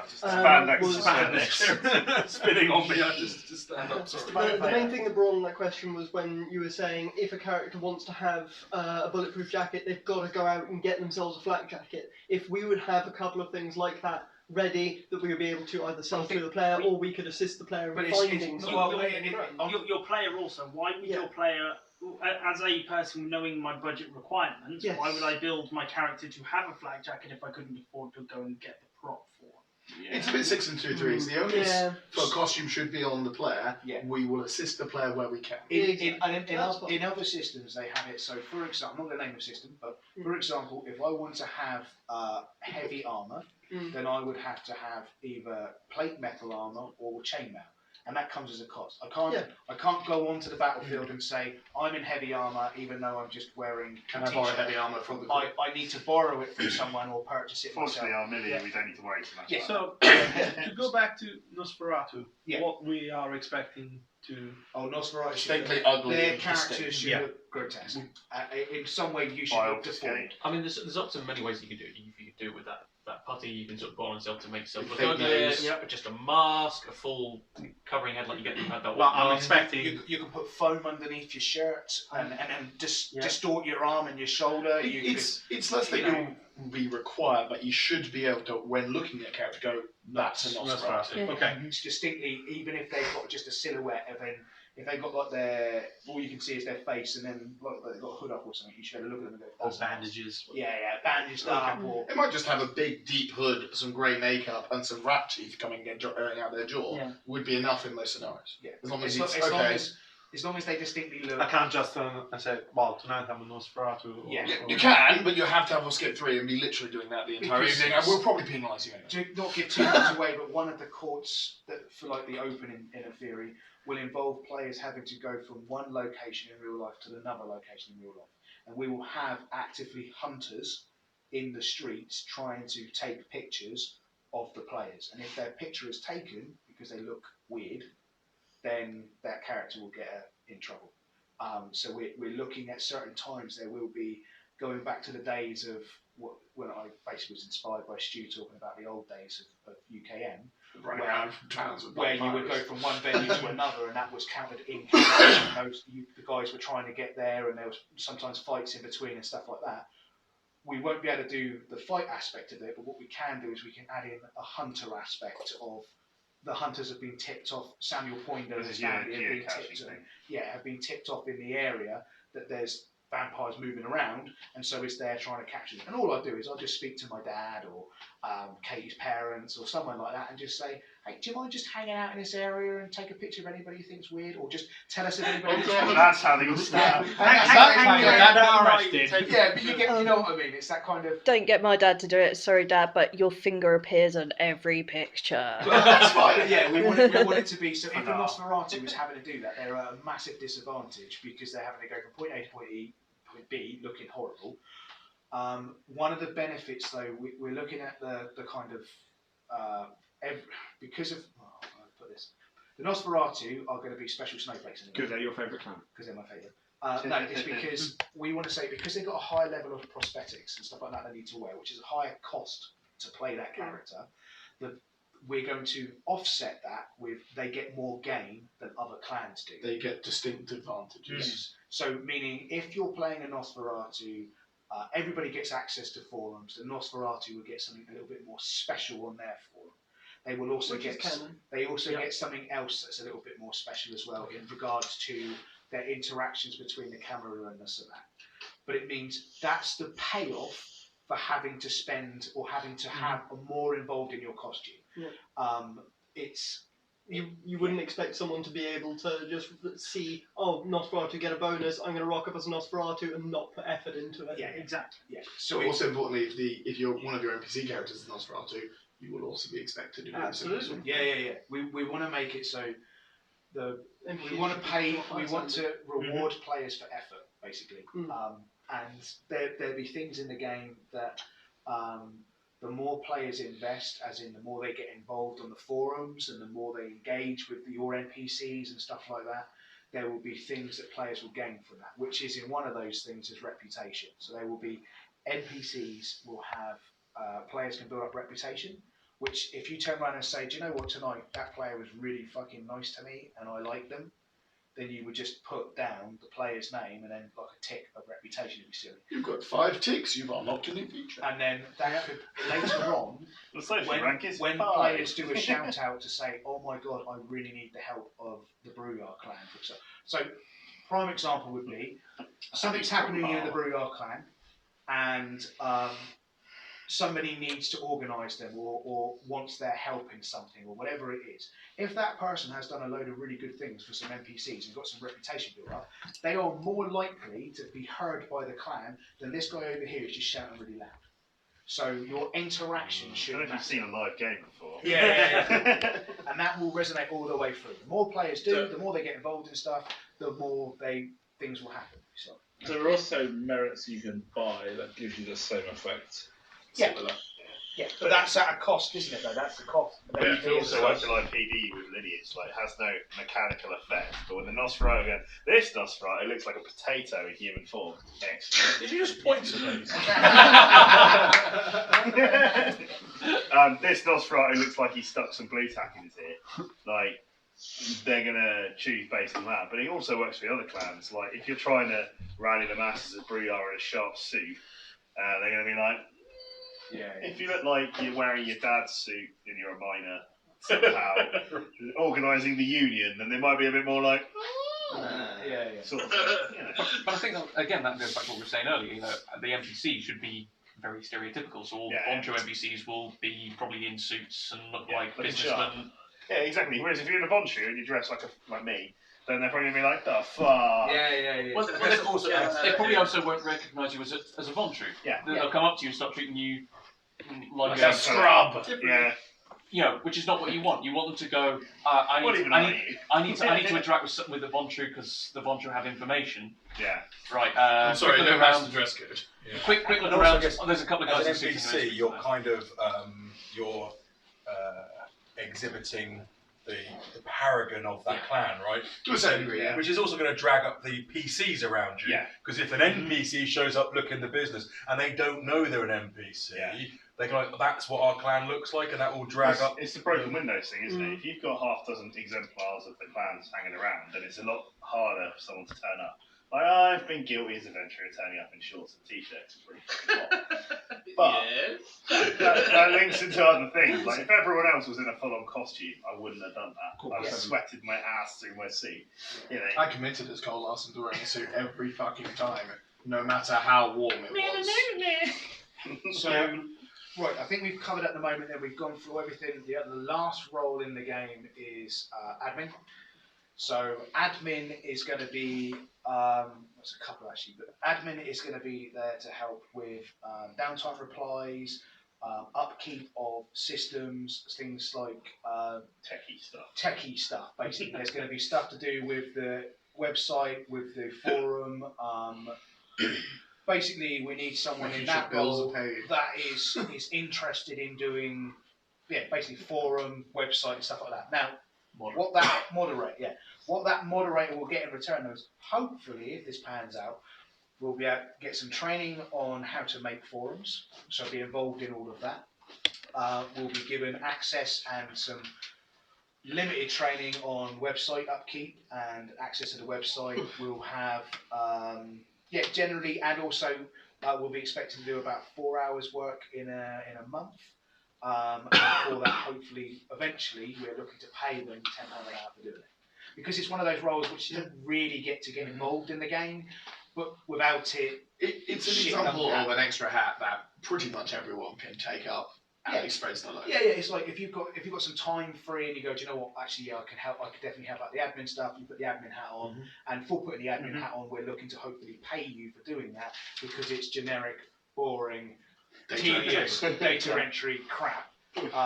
Which actual work. It's actual work. It's not fun work. Like playing an NPC should be fun. Yep. With being a ref should be fun. Storytellers, world refs, all of that, because you feel like you're actually really inputting into the game and getting the payoff from the character reactions and all of that jazz. So those aren't really going to be paid roles, but the stuff that is literally the players never see you do it, nobody understands you're up to it. We want to think. Because the thing is, I noticed that in other games, that stuff kind of gets left alone, and then eventually what happens is character sheets don't get updated, things start to fall behind. The website hasn't been updated in 3 years. Yeah. The rules are out of date. The listings of who the current crew is and all of that is out of date completely. Yeah. What we need is someone who can go on there and go, yeah, this is the current crew. Like these tasks need to be done every month. Yeah, this is the NPC debriefs need to go through and updated on the system. We need to make sure this bill is paid. Chase up this person. This venue's good. That kind of stuff. Admin is a role where at the start of the game it's more than likely I'll take that hat, but it's a hat that I definitely don't want to have permanently. I want it to be something that someone's happy to do. Like I said, I'm quite happy to help with the admin stuff. You know, if I've given it by myself, it's probably not going to get done. I need to come here, we'll sit and chat, work through things. 4 hours once a month is not that big a deal. And then the other stuff there is so when we get to venues, I would like to have a member of the crew each evening that agrees to be teetotal. And also, I'm always teetotal. Also, I'm looking to see if we can go through some. It won't be official first aid training, but first aid training. I was going to ask about official sort of first aid training. So, depending on the nature of how licensing will have to work for the event, because above a certain size, you will need to have a license for the event, temporary events license, which will require having certain things, fire marshals, first aid, security. Yeah, certain venues require it, regardless of size. Yeah. But there's also, you get to a point where your first aid training can literally either stick a plaster on it or call the ambulance. Which is what basically is, but they have to have someone who is a designated person like that. So that'd be one of the things that's a role. You can get that at a course though. I know what it costs. That's the thing. I know what the course costs. It varies quite a lot more. And plus, it depends on the liabilities as well, what they require. So my first responder renewed at some point. I will ask, but I can potentially get first aid training provided through work because they need first aiders in the office as well. So I'll ask about that because it would help me in this LARP and it would help me in other LARPs that I play in. It's the same reason I've still got my door badge, because more these days I find it's useful for events. Yeah. And £220 for 3 years. It's over 20 years old. I really do advise that all members of staff remain sober throughout the event. Yes. Yeah, I agree. But it's difficult because me personally, LARPers make me want to drink. I need a little bit of alcohol in me so I can socialise. Otherwise, we definitely need designated teetotalers for an event. There's a lot of NPC roles. Sorry. Okay. There's a difference between having a drink and being smashed off your face. Oh no, none of the crew is ever be drunk. Remain under driving limit. Playing an Archon. Remain under driving limit. UKM has had too many issues with NPCs going off the rails for that very reason. All I'm saying is, if you have a drink, you can be accused of having impaired judgment. That's it. Yeah, okay. No, that's a fair point. I will be staying sober every event simply because part of my role is dealing with that. Yeah. People who are playing characters, people who are members of staff, I'm not going to say any more on this, but I think very strongly that anyone who is representing the game to the players should not be drinking at the event. Okay, so we'll drink afterwards. We'll make a rule of this. So have a little after show of hands. Are we all happy that as crew we go to the games and we stay teetotal? Yeah. You can always go out afterwards and. Yeah, but show of hands. Those like they need to have those that agree to this, raise your hand. Yes. Can I put a clarifier on it? Yeah. Refs, teetotal. Anyone that's in important administration positions. I don't necessarily think that should apply to people performing specific NPC roles for the same reason, but also there is that they cannot be drunk. They will be removed from the game if they're viewed by a ref. Doesn't do that as they are specific. open. Yeah. Why complicate it? Just say if you're doing something on behalf of the ref team, you cannot drink. That clarification. At the end of the game, is it 3 hours? I'm sure you 4 can hours do it. without a drink. Fine. I've got to admit, if what Al's saying is correct, all it takes is one member of crew to have a bad day at work, have some drinks, and then. But you can make it. But you can make it part of. But you can make it part of the non-player, the NPC and ref and storyteller's experience. In that, if we all rock up at midday, have something to eat together, whether it's paid for or not. Let's say we all rock up and we buy our own food. We have a meal, we have a briefing, we get ready, we get in costume, we do the event, and then we're going to do a debrief afterwards, right? And then we have a drink. And then if we buy a crate of beer and that's sat waiting for us for the debrief, then if people are like, I want a drink on that night because it's my Saturday, that's great because we can do it as a group. We can fill in our character sheets, we have a quick beer, we can socialise. It also makes your crew a staff, not a crew. It makes it a team. of people. Also, it forces you to do the fucking debriefs. And also, if there's creative, and very quickly, if there's a person who has got smashed during the night, the rest, the NPCs and the refs are gonna, like, I'm sorry, but ostracise that person and say that behaviour's bang out of order because the rest of us have. We all agreed and we all played the game. You can go fuck off. Well, you should have your ref at least keeping an eye on the game. If they see someone's fucking smashing a back, because I mean, there's no reason for you to need a drink in the game. If someone buys you a drink, you just have. I mean, the whole game is fizz rep. You know, so that is true. You know, so if you have a lemonade, you just vampires can't drink. Well, it's just it. My only concern is there are going to be people performing those roles, like Mark says, who are going to struggle. That Dutch courage thing, and I don't necessarily want to exclude that person from being able to play certain roles because they can't use the crutch they need to in order to be able to perform it. But I do understand where it's coming from. So I think, for me, I like the Dutch courage to get into it, but at the same time, I've got to understand that if I'm representing this game, it just takes that one time. I've done it before. If it's okay for Mark, the thing is, if it's okay for one person, it's okay for everyone. And if it's not okay for one person, it's not okay for everyone. I'm going to run a Pro Plus in my eyeballs every game. So I'm going to sack it off and just say, no alcohol, but at the end of the game, when it gets to the time-ish, or you know what I mean, that kind of end debrief, after time out. If it helps, when we did the Opens, the last few years of the Opens, the NPC crew was specifically briefed, don't drink before a certain amount of time. So literally it was like, I would get a bottle of wine bought and I would leave it and it would stay there. And as rest and ST, we wouldn't start drinking until midnight because then there was only an hour left of the game. So you were basically going like, okay, I've got to stay sober for the 4 hours of important stuff. And the hour plot at the end of the game is literally the players trying to sort their crap out and we can sit back as refs and actually have some time to enjoy ourselves. Red wine. And also, you don't want to be drinking at 1 o'clock in the morning going, right, we've been doing 5 hours of role play, now let's slug back into our bottle of red wine and then go to bed and get up and do it again at 5 o'clock in the morning, you know. But yes, previously there were incidences, and there were instances of players and refs who, you know, did start drinking before the game even timed in, and therefore impaired judgments occurred as the night progressed through, you know. And dramatically affected plot lines. And does too. And it comes back to, again, with insurances, in an event of anything happening, the first thing they will ask is, has, say, a first aider had a drink, and you have to declare if you had that one drink and it could go against you. Which is also where it comes like events licenses and having all your bases and risk assessments covered in that. You're, for example, a first aider, regardless of what decision is made and voting happens there, your designated first aider cannot drink. Your designated security cannot drink. Because it's just stupid. And as any point knows, well, like, vampires don't drink. So you're creating a game that could literally run as a tea-table game where even the players are encouraged to not drink at the game. Because if we're not running the game in a pub, then there's nowhere for them to go and buy alcohol on premises. So they bring their alcohol, fair enough, maybe. But I like to think that if I go to Empire and my character is drinking at Empire, that's because my character can drink in that world. And therefore, if I get drunk in that world, I am going to deal with the consequences of being drunk in character the next morning when I'm expected to go and do 18 bloody rituals and I'm humble brag. That's what you do. Humble brag. But as a vampire, you don't have that. You're not metabolizing it, so you might want to encourage the game to be a tea-table game.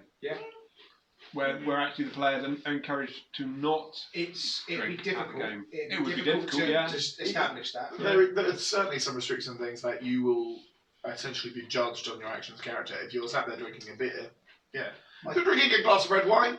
I think it should be factored in that when we're looking for venues, having a bar at the venue isn't as important as having toilets, wash facilities, and stuff like that. And a venue that actually is a nice looking venue. Yeah, it should be. If there is a bar, that's a bonus. If not, we just turn around to the players and say there is no bar at this venue. And provide bottled water if people are really rare. Well, I have a question for Al then, because you know the game slightly more.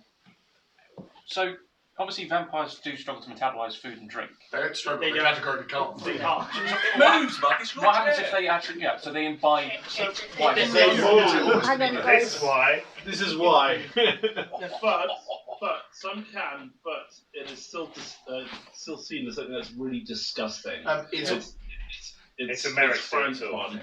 It's also important to note, even if they do, and even if they do have the equal merit managed to keep it down, it still tastes like ash. But there's no reason a vampire want to except to maintain the mass. Some versions say you can savour its taste a little. But that's because they're bloody Mary. But that's what I mean. Like, you see someone doing that at an event, it's going to be an entirely responsive to. It's not going to be something. I mean, all right, if someone has to have a like an injection shot or something because they're diabetic, you're going to ignore that. But I mean, if someone is sat there having a drink, you're like, holy shit, that guy's. The Sabbat are likely to just arrive you and probably stab I you. think it's an important rule to establish because, like Mark said, there might be a player. And it's perfectly okay for a player to say, "Well, I don't feel comfortable in the skin of my vampire without a couple in me."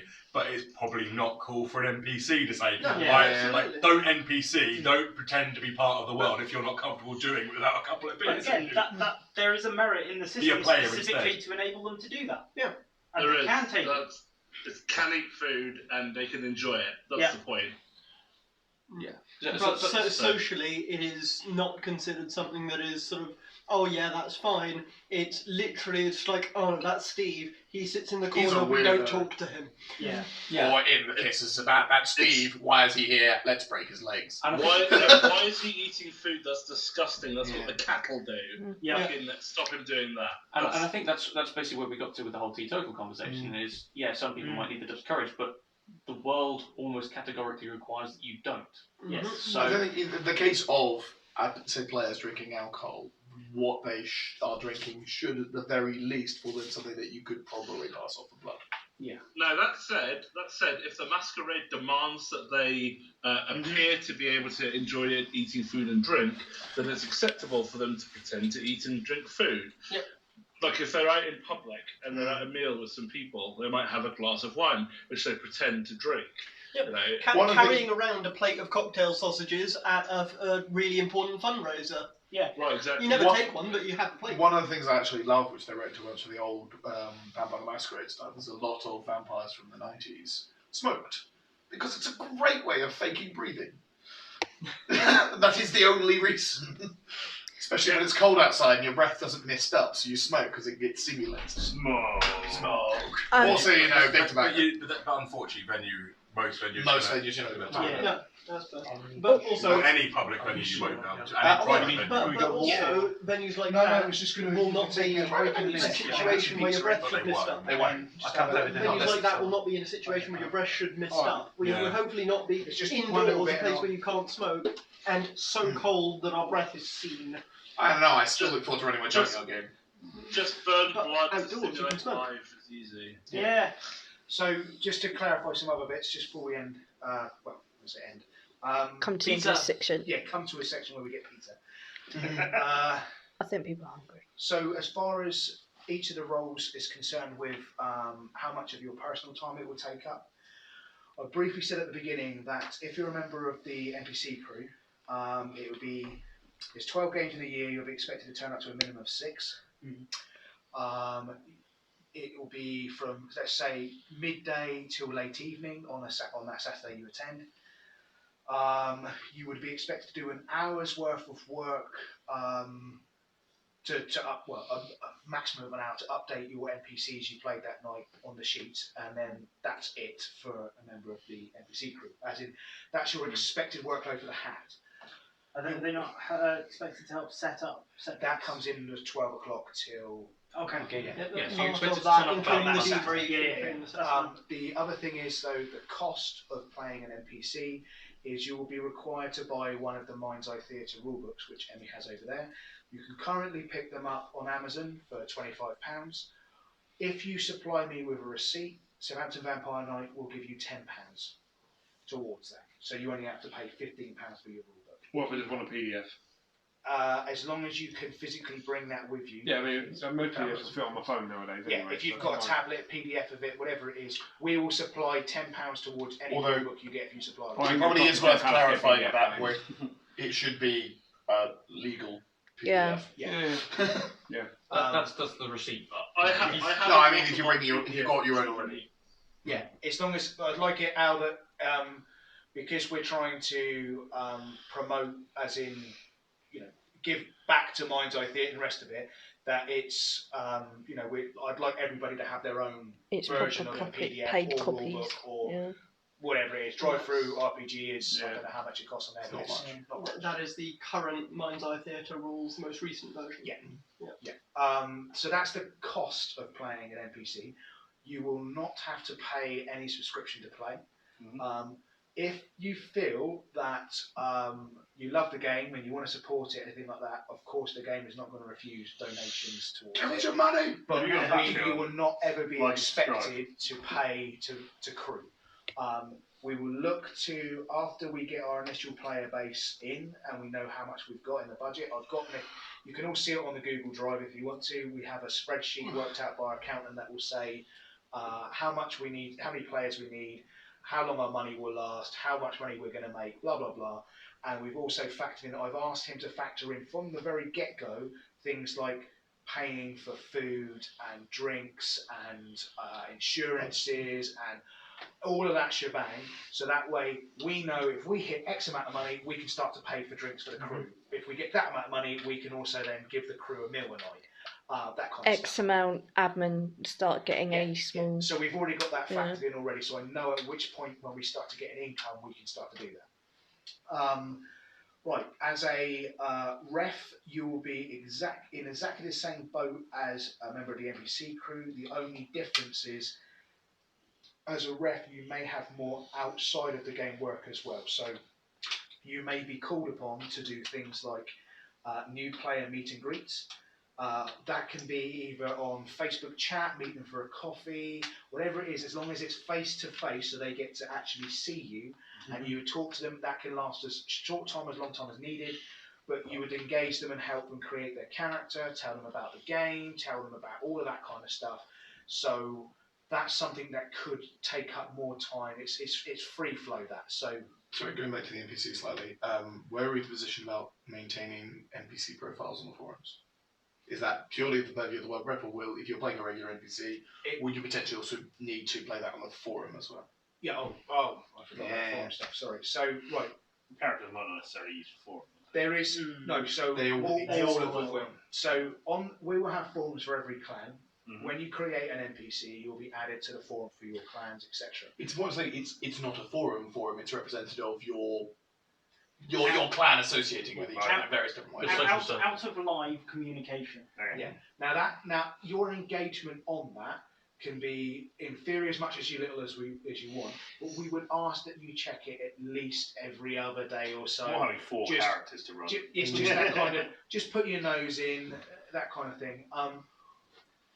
I understand that could take up more time than people are willing to put into, so I'd say if there was anything that your character could kind of drop and maybe pick up once a week or for an hour or so, it would be that. Well, yeah, it's more like if you're running four characters, some of whom you might not play very often at all. Yeah. Like if you basically reference spat games. You're unlikely to have played all four of your characters. Yeah, exactly. I guess if you've got an inactive NPC, that's what I mean. Then they should probably also be unactive in the forum. Yeah. And if you've got an active NPC, they should be active on the forum. If you've played one, then they should be there. That's fine. You may also be the world ref or storytellers may also assign you NPCs to play on the forum at certain times, but that would be normally to deliver plot. Finite periods. And stuff. finite You don't need to keep track of the plot. Like you are going to be the voice of like on Justicar Theo Bell. You need to go on the Briar forum and go blah blah blah blah blah. Yeah, I wouldn't know. that's Then a storyteller can also do that, right? Does the forum software have name changes on it? And Or use is it as extreme pounds for every character? Yeah. So what will happen is we're going to hopefully set up the forum in a way where you can when you click on a or when you log in, you've got you put your name. You can have one email for all your characters. Yeah. So what we're looking to do is we're looking to have it for the crew that you put in the character name. So if it's Theo Bell, you would put in the name Theo Bell, and then there'll be a signed password for Theo Bell. Oh. That's the we've lost Al. Hello. Hey. Back. There you have it. Oh, okay. We had you froze from there. So Theo, on our end, Theo Bell would have a password and an account. Yeah, I mean, because the problem I had was the Primarch's game. One of the forum softwares, if you want to do a different character, you have to completely log out and have a different email.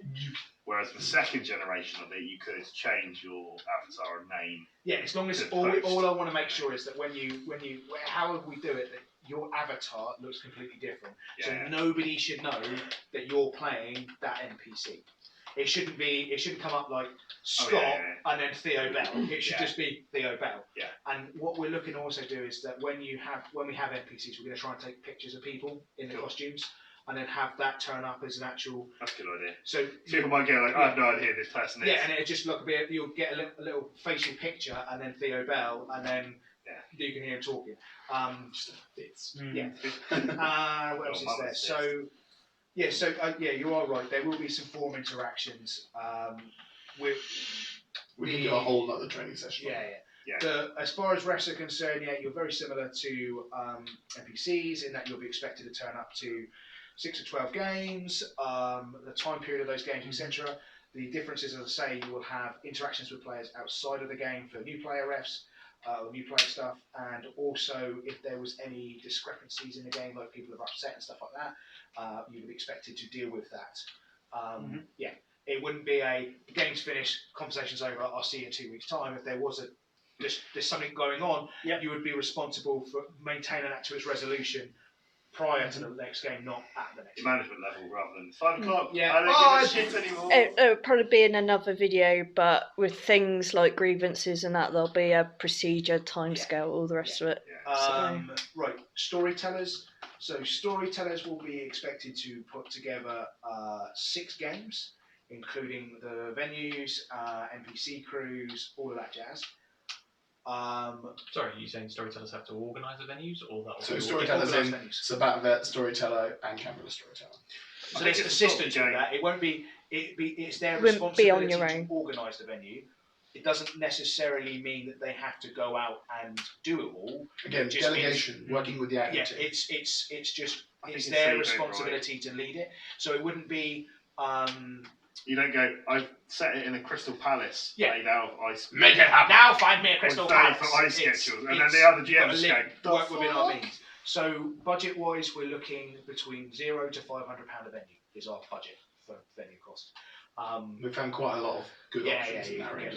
We're hopefully as a crew, we'll all continuously look at different venues because all of us work in different places and go, well, actually, the place next door to me is really, I mean, like yourself, you've probably held the fights in several different venues, so you probably know of a load of venues that I've got no idea about. I found my wedding reception, we'll talk past it. So it's, between all of us, we should start to build up a list of venues, and it'd just be the storyteller's responsibility to organise that and organise the crew and all that jazz. So time... Probably a stupid question.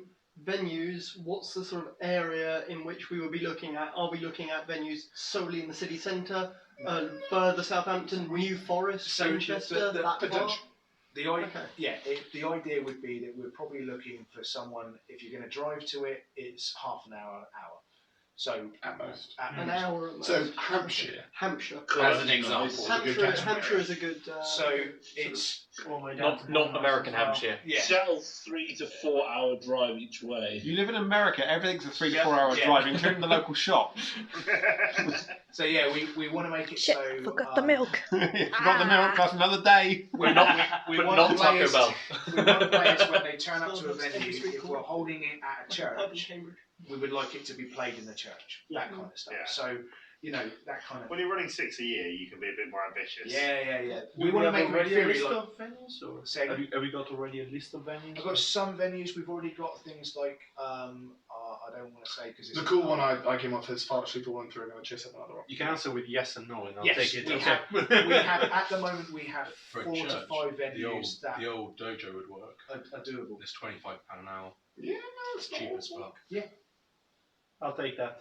Because it's, Bring her run. yeah, because it's things like so for example, we can speak to gyms, but boxing gyms, and see if we can hire them out. in And the some local museums as well. museums. There's a couple of museums we've already spoken to that yeah, are museum. against it. There is art galleries in Southampton. There are historical buildings you can hire. There's They all know that. Catacombs. the only thing you'll struggle with is venues that people want to turn up on a weekend and have a drink in. So things like pubs and clubs. And One of the ones we really wanted to use in the past was the vestry opposite the Mayflower. It's a great venue. We figured out, we can make it work. But But finding an available date is a right pain in the I ass. still think we can get that one. Yeah, And but we've we got a just budget need of to £500. we just need to nail it. Maybe not on a Saturday with a meeting. I was It good. depends on when the shows are on. That's the issue. I was going to say, with a lot of like pubs and clubs, that is the issue. Saturdays being their busiest day, they're very unlikely unless they slap a massive bar But tab. then we don't and necessarily things, want to so- do pubs and clubs. Yeah. for the most Well, part. yeah, My preference yeah. would be to avoid those types of venues in further of venues that don't encourage. Unless you are going like the Torridor or hosting in a nightclub, well then fuck it, run it in a nightclub. Just don't tell the venue unless you're running the game. We used to do it in the dungeon all the time. You can do a nightclub anyway. I'm guessing the Sabats don't want to do things in public anyway. No, not Like, really. a pub is not the best place to have a really Blood feast. Yeah. Blood feast would probably have to be like a very prepared venue. I mean, we need to get bodies, find some vagrants. Boxing round. I don't know how exclusive it is at that point. All right. Put down a whole load of Question. Yeah, it's worth a try. Right, Right, so timescales though for storytellers, you're probably looking at you're going to have a lot of front end work, so we'll probably be busy organising stuff over the course of a 2-month period, but then the actual game itself, it's going to be, you're expected to turn up and the rest of it, but it'll be a bit more relaxed. So I suspect that a storyteller is probably looking at I don't fucking know how long it takes to organise. It takes however long it takes. It takes as long as it takes, but it's definitely manageable if you're doing 6 games over.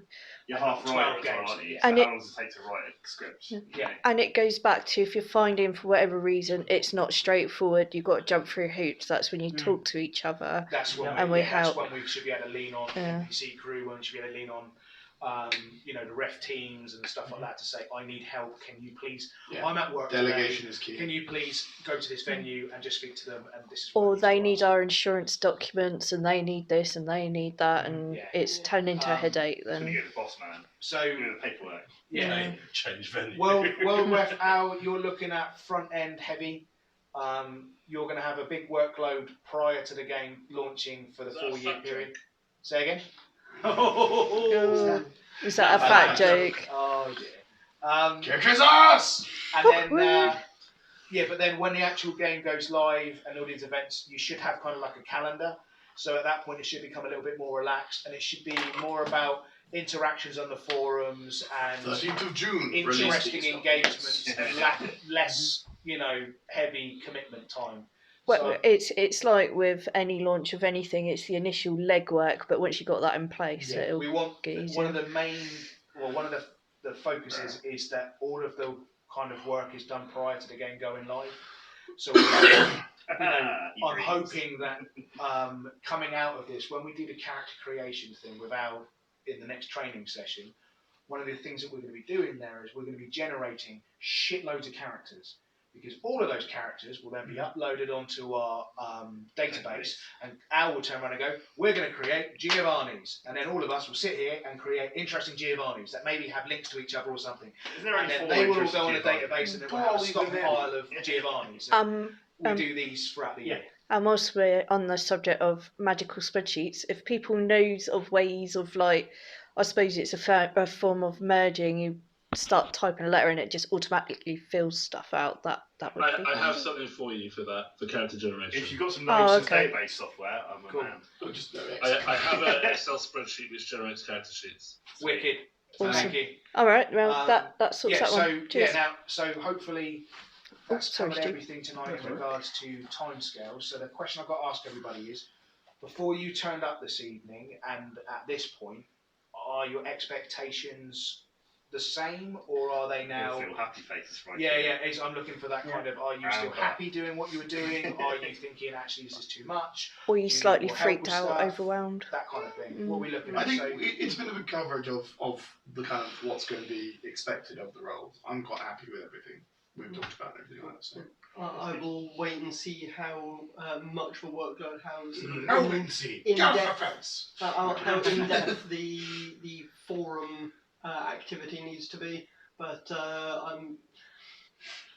I'm perfectly happy with how I thought it was, which is what you originally explained. The forum activity is a little bit extra, but I don't think that should be so much time as to make me think, oh no, I can't do this. I mean, it'll be interesting to most of you to see how the forums play out. Yes. And also, will the players interact with it, or is it just going to be the people in this room chatting to each other on forums? The thing is, that actually encourages more play. The problem with If the players are bugging me on a forum, I will be saying to them, what are you, some kind of millennial human who needs an answer right now? Calm down, you entitled person, and wait for me in my elder speed to get to a result for you, maybe in a month. And it's also the forum side of the duties, if it's working properly, should be quite fun in itself. Yeah. But it's the timing that I'm more a bit scared of the forum that requires. I was more worried about. I'm happy to read an email and logging onto an NPC and realizing I had 90 messages because I actively working on a forum. But the advantage is here, so I'm going to ignore that one. I kind of like him. I'll respond to that one. Just because we're obviously on microphone, they're trying to record this. Can we sort of have one conversation at a time? Otherwise, we're going to have Emmy talking about one thing, you guys talking about another, and it all gets lost. Thank you. I can't hear anything. All right. Sorry. Because you're deaf. Noise. Faces. Forum activities should, majority of it should come from the international player base, because that's their means of talking. Hopefully, the live players will be stimulated to use the forums based on what the international players can do for them and what they can do in return. So, for example, because for players we've made it restricting and feeding and stuff like that, but international players can help them with that by taking over areas, there will be plots, meta plots and other plots in the game which will stimulate once again the international players taking control of areas or finding information out and all this kind of stuff. So I'm hoping that the forums will kind of go like this in activity. Yeah, on the run up to ends. But I think if you front load a little bit and give clear benefits to the players for using it, at the first game they'll be like, how do you know what's going on? Well, I've been on the fucking forum, Gimmer. Yeah. And now I have my sexy blood potions and stuff like that. Yeah. And then they're like, oh, well, I didn't put because they're gonna have like. In fingers crossed, if this turns out how I imagine it, we will have a player base of 100 live players and we'll have 200 international players. Yeah. Now, with those 200 international players, hopefully they're all gagging for game and they want to get involved, and then that means that they're going to be biting at the bit to interact with the live players, and then the live players will hopefully be really wanting to interact with them, because all it takes is one of them to interact with, let's say, gets the contact information of a member of the Giovanni clan, and all of a sudden they're the only character at the live game that happens to know all of the Giovanni are getting all these favours and stuff. Yeah. And they're like, how have you done that? Well, I talked to them. Networked. I made friends with one of them. And now I have this private message system. Because one of the other things we're doing is we're restricting. So if you're a brewer, you can speak on the brew after all. You can also see, if you're a member of the Camarilla forum. You cannot see the Sabat forum, and you cannot see any other clans forums. Unless you're the North Ferrari. But if you wish to engage with another international player or somebody else on one of those other forums, you need to get their asset code number of their character, which is basically gives you access to private message them. So private messaging will be locked unless you get the contact details. So when someone turns up to court and goes, here are my contact details, what they're actually saying to you is you can now private message me on the forums. Yeah. So if I'm a Bruyar and you're a Gangrel, I can now talk to you on the forums via this message system, whilst before I never could because I didn't have your contact information, didn't have your phone number or your address or whatever it was. Be wary of letting the Nosferatu say everyone's forum say. They can't. Okay. There's a very specific way they do it. If people even think it, they won't use it. Yeah, no, what the Nosferatu... Yeah. The other players should never know this is happening. Yes, until one Nosferatu player says, I can do this. Yeah. And then he's gonna get his ass killed. Yeah, but never underestimate the power and ability of players to just basically throw their immediate advantages in the air for anyone to know about, because they will lord it over everyone because they are players and they fail the Woodlouse test immediately. So what basically the Nosferatu get with Shrek-Net is that they don't get access to go stare at another forum. They don't get that.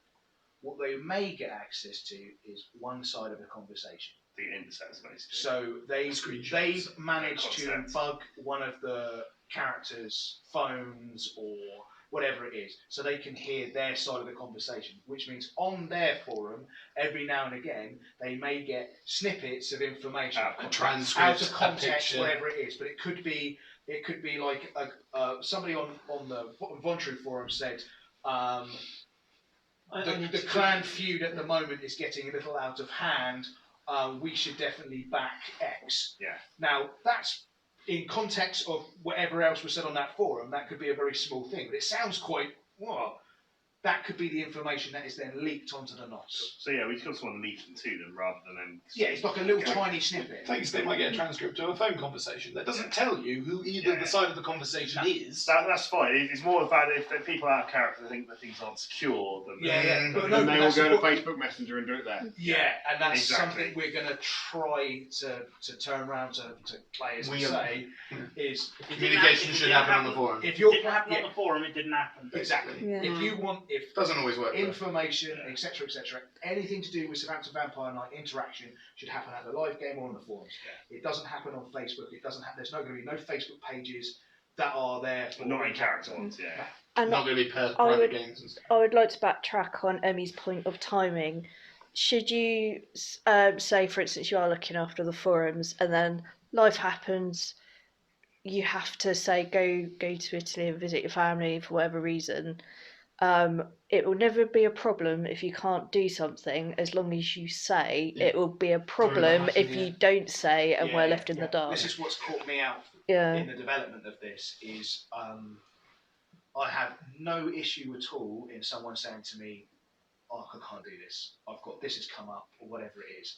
What has burnt me and caused me so much fucking heartache and pain is when nobody says anything, it gets to the deadline, and then I find out it's not being done. Because the project should have been finished by now, and it's not. It's nowhere near. We had a lot of issues with plot writers. Yeah, it's been plot writers, it's been all kinds of stuff going on, and it caused me so much upset because I think, everybody's busy doing stuff, and then I realise nobody is, and it's because they've got real life stuff happening, which is more important. And I understand that. Just don't go to Mark. Yeah, but it means for us going forward as a crew, we need to be 100% on top of it.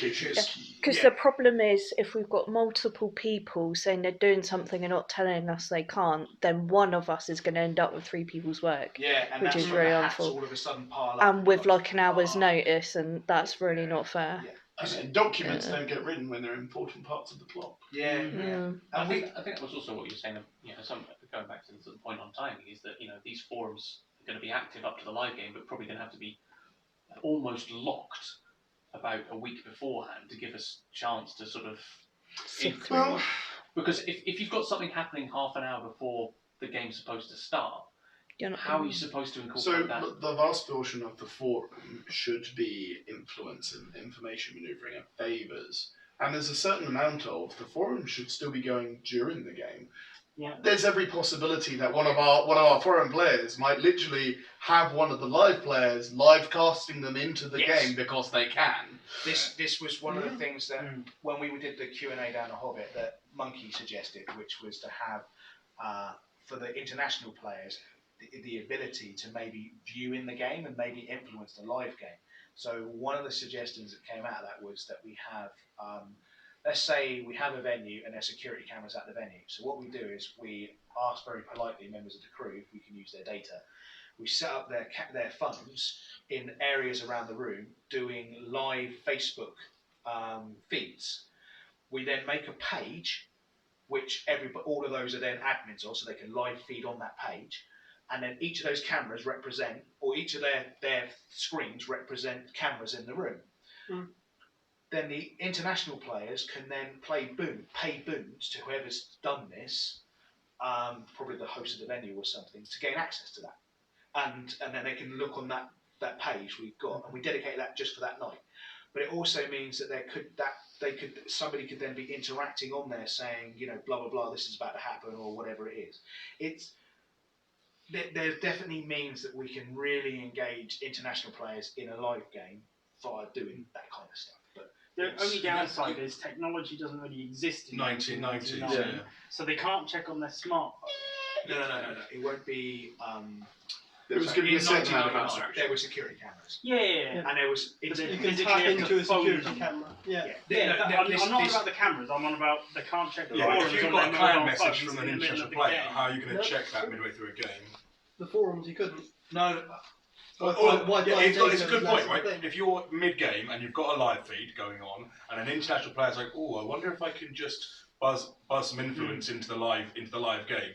How do you check the forum? How do they message that? How do they physically see it? Because you haven't got the smartphone to be turned off. Right? Just to clarify something.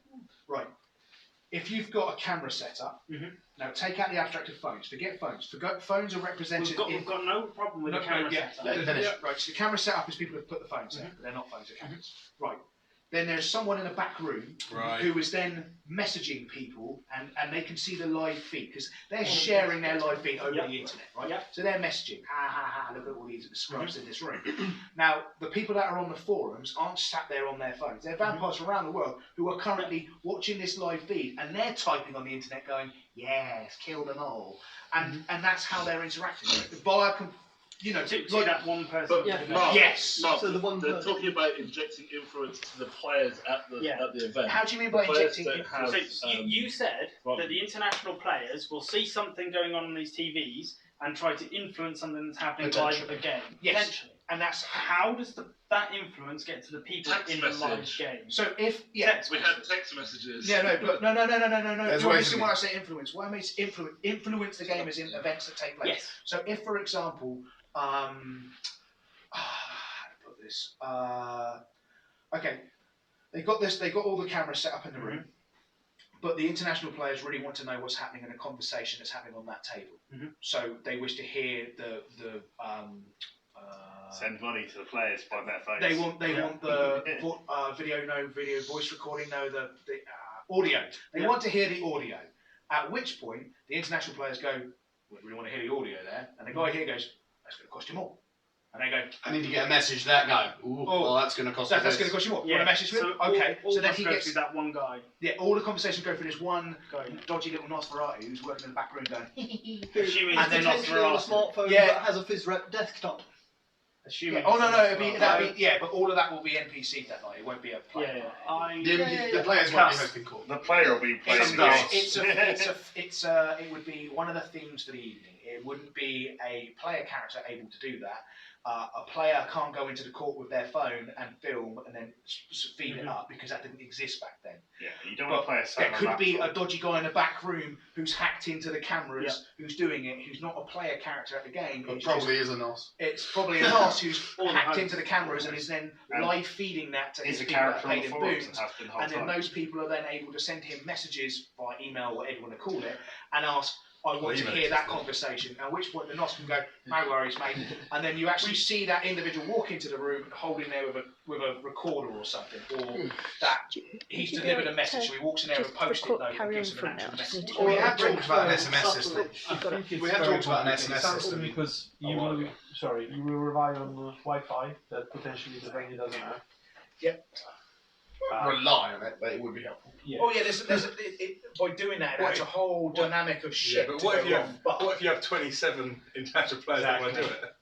Yeah. The problem that I got is that more you say. Yeah. It's a wealthy NPC. It will.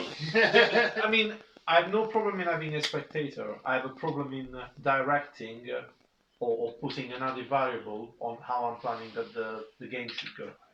But if you so everything I've just said there could be something that I as a storyteller put into the game. It won't be something that a player will do for you. Okay. It'll be something the players won't overscore. Players won't do that unless you want them to, but it will actually be. I think you've been told, Greg. It'll be you as a storyteller. You control the events that take place that evening, and who's hosting, where it's at, what NPCs turn up when, who gets access to what, and all that stuff. That's your prerogative. Although live feeding the event itself, if you have the ability to, could create some very interesting forum activity. Yes.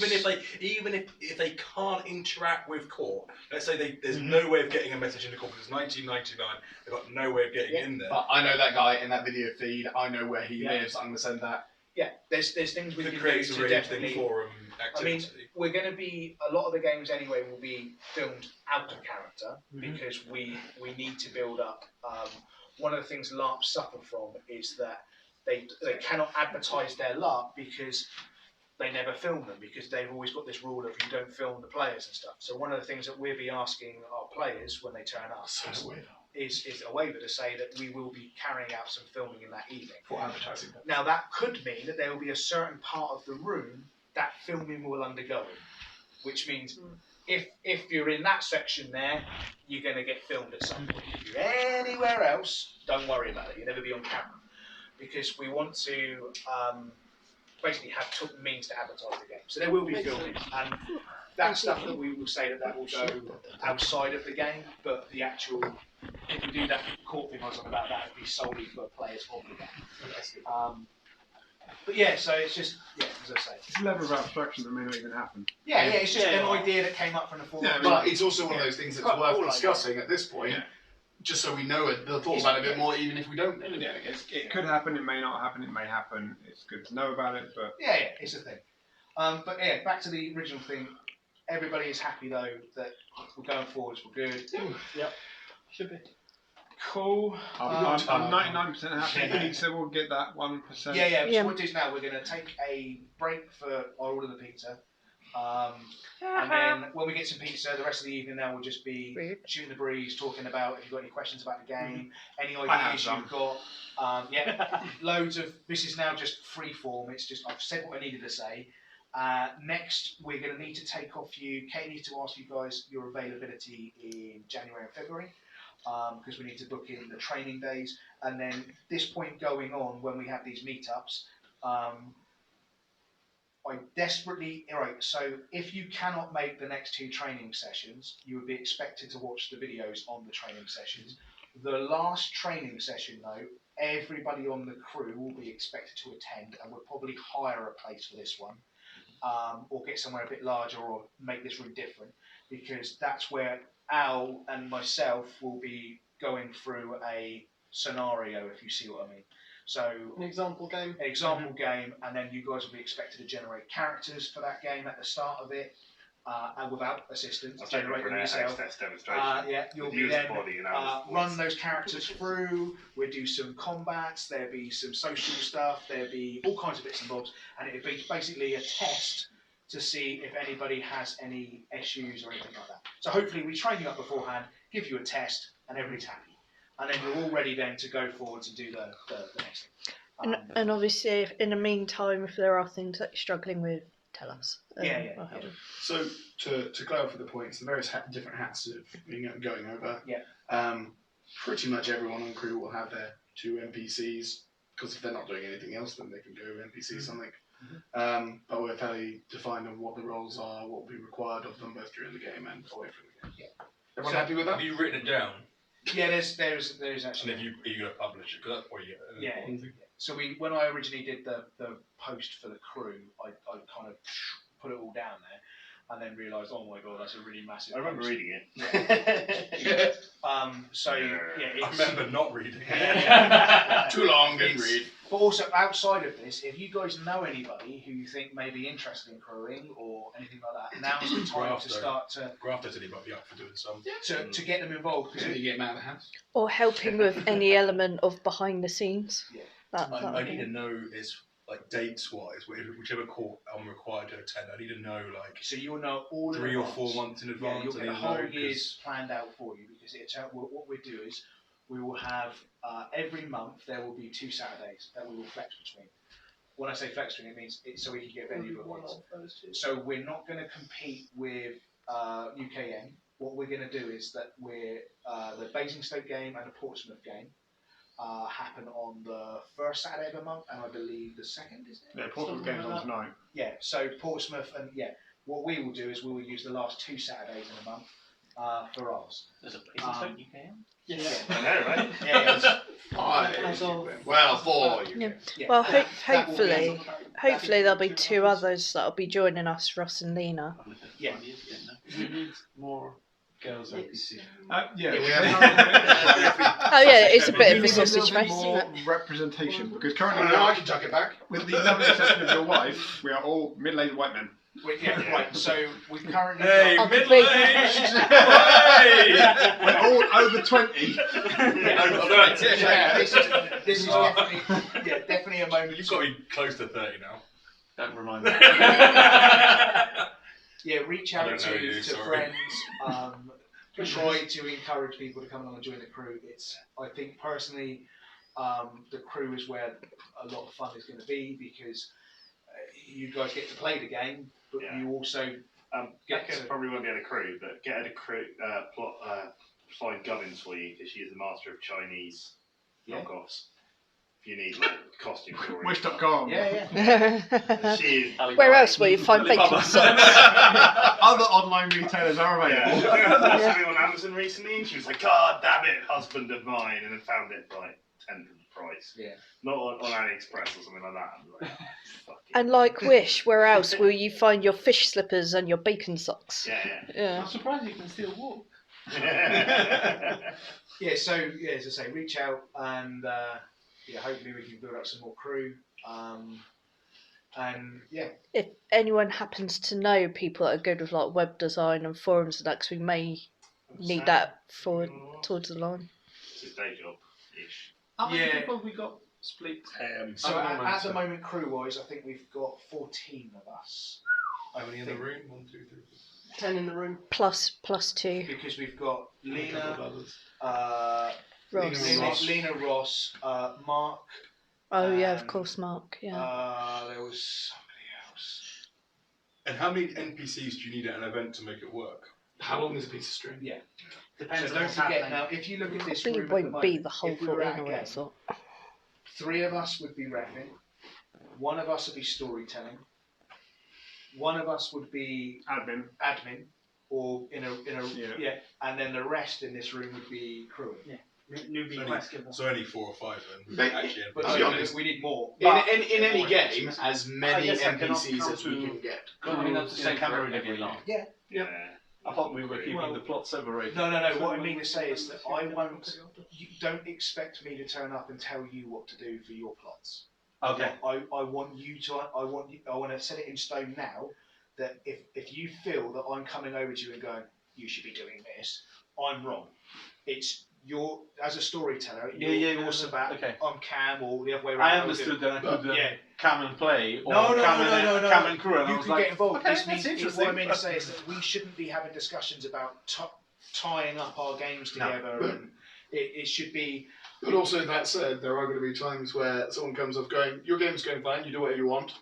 This is also going to be happening in that game because it will be attached to the meta. Okay. Yeah. So I'm open to get suggestions. Like if you come and say, "How about this?" I'll take Oh it. yeah. Oh yeah. It's. I just want to make it so it's like like if Al's doing the world plot, then that's Al's baby. That's his responsibility. That's his. I can give suggestions. But overall, he makes the final decision on world plot stuff. You would make overall decision on Sabat. I would make overall decision on Camarilla. Exactly. The only time my extra hat comes in with the leadership role at the top is steering the game in a direction. If, for example, meta plot, to do with how the structure of the company is up, that kind of thing. Public face. Also, shit. Presumably some oversight. In case you decide to run a plot about eating Romanian baby refugees or something. Oh yeah. You just go, Jesus Christ! Well, that's where that comes back to me. There's certain plots we are not going to be talking about. So in this game, there will be no plots that involve children in regards to the molestation. Just remove children from the world. No. Children. Fade to black. Yeah, it's racist. Yeah, so we want to keep away from some of those really dark things in the world that, like, we're not going to go putting our name next to stuff to do with, rape or. We're not going to do like White Wolf saying that. Yeah. No, we are not a black dog production. Yeah. Basically, the game there is no. I don't see that in any game there should be any plot ever to be doing with paedophilia or. Any form rape. Of abuse because you don't know people's backgrounds. So one of the things that when you look at it, it's like, oh my god, now we're taking out all of the plots of the game that normally would destroy dark horror. But for me, dark horror doesn't have to involve that kind of topic. It's like, why don't we think outside of the box of what could be? So if we're going to use terrorism in the game, we can actually use world events that have taken place. If we go back in history to the 1990s, we're ahead of ourselves. We've seen bad things that have happened. We could use that as plot material, but not. We know the outcome of it, if you see what I mean. So we know the fallout and it. So, for example, if you're going to use terrorists in the game, generic terrorists. As in Cornish separatists. Yeah, mate. They're generic. You're not going to label it. 2001. Stuff happens. Presumably, America is the vampiric world, other than the fallout of it. Well, exactly. But there are stuff, especially in the Sabat game, that could be closer towards the. We have always, if heading towards our game, we always had what we called a fade to black rule, where there are some things that are going to make people uncomfortable. So we encourage people, if they're uncomfortable with a scene, to tell us, and that scene fades to black. What I would like. Your Camarilla game is PG-13. Your Sabat game is rated R.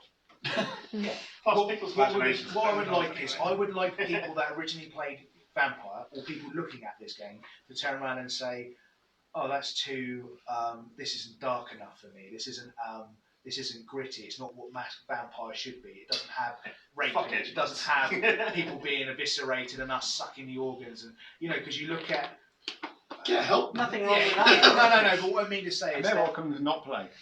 Vampire the Masquerade has had a reputation over time that has been edgy. And in the past, when society was the way it was, that was acceptable. And in modern day society, there are certain themes that are used within Vampire the Masquerade that aren't acceptable anymore, but are still used within the game. And it's what I would like to do with this is to. I know it fucks us in some ways, but I'd rather let's keep up with modern times and change the game. Let's develop this in a way where we are more. The question I'm gonna make a devil's advocate sort of question. Sabat game doesn't need an advocate. Could be devil doesn't need an advocate. Could be needing, I don't know, drugs, or could be related to drug. Well, there could be topics related to drugs. Just don't go on children's or anything like that. Yeah. So you can. And this could be actually something that could be If you want to use drug culture, but it would be that kind of thing where instead of just tarnishing it with that, so there are certain cultures or certain themes or whatever it is that have always been associated with drugs or with cocaine or whatever it is. Well, we can change that. You know, we don't have to keep it as stereotype this, stereotype that. We can be a little bit more broader and open-ended. We've got a whole fantasy world we can make up. It doesn't have to be, so the drug cartel that was known in, let's say Narcos, is it Narcos? Narcos. Yeah, Narcos. Pablo Escobar. That's a thing. It happens in the world, but actually the vampires, their thing, they're a small subsidiary, smaller department of actually this whole other drug thing that's made up that's run by the vampires, if you get what I mean. Moving vampires. Or I like to think what just Stu said is R-rated. Is your own risk if you're coming. I'll make if you Well, tell me it would be. you fail. You've got to say though, respectful and safe. Be respectful of other players and what they want. Be safe in your game. Don't go out to offend anyone. If you're going to attack someone, attack the character, not the player. Yeah. If you don't go onto someone's personal, you don't attack someone's personal physical outline when you can attack their character attributes instead. It's a very fine line, and I am, have laughed for years, and I know that line can blur. And I've blurred that line, and it leads me to saying things like I've said something, and it's actually I've used the character's out of character name in a monologue against their character because actually I'm quite upset with them as well. And it happens, but it's bleed happens. So we have to watch for bleed, be respectful, be safe, and be ready to make sure everyone else is in the same boat as well. I think I'd rather run a briefing about how the session should be, and I'd rather take all the questions in the room. And if you think that we went a little bit too fast with this, I'm more than happy to do it now rather than. I would be happy that at the start of the game, if we can. Sorry, mate. If we were, let's say, the topic of the evening, or there was going to be a thing that's going to take place. If we were to say tonight's game, when we're doing a brief at the start of the game, say tonight's game will involve scenes of torture and will also involve the use of drugs. Okay, so that's some of the themes tonight. If anybody out of character has issues or has concerns with drug use or with torture, please come and speak to me for the game. And then what you do is when that player approaches you, you turn around and say, right, at this point in the game, there will be, what I will do is there's going to be a flash of the lights, or someone's going to come over and take you to one side. And this is just so your characters avoid the scene of torture. But it would be like collective of players when they're signing up. You see, someone could say like, "I want nothing to do with child abuse or heroin." We do that during a new player brief. So when I speak to a new player, they'll have tags on the character. They've got tags, and then we should know around that. If you know that half your players hate child abuse, let's be honest, right? Well, maybe it's not the case. If all of your Nosferatu players have a bad experience with drugs, then run the drugs plot at the La Sombra or something like that. You can steer with those metrics already.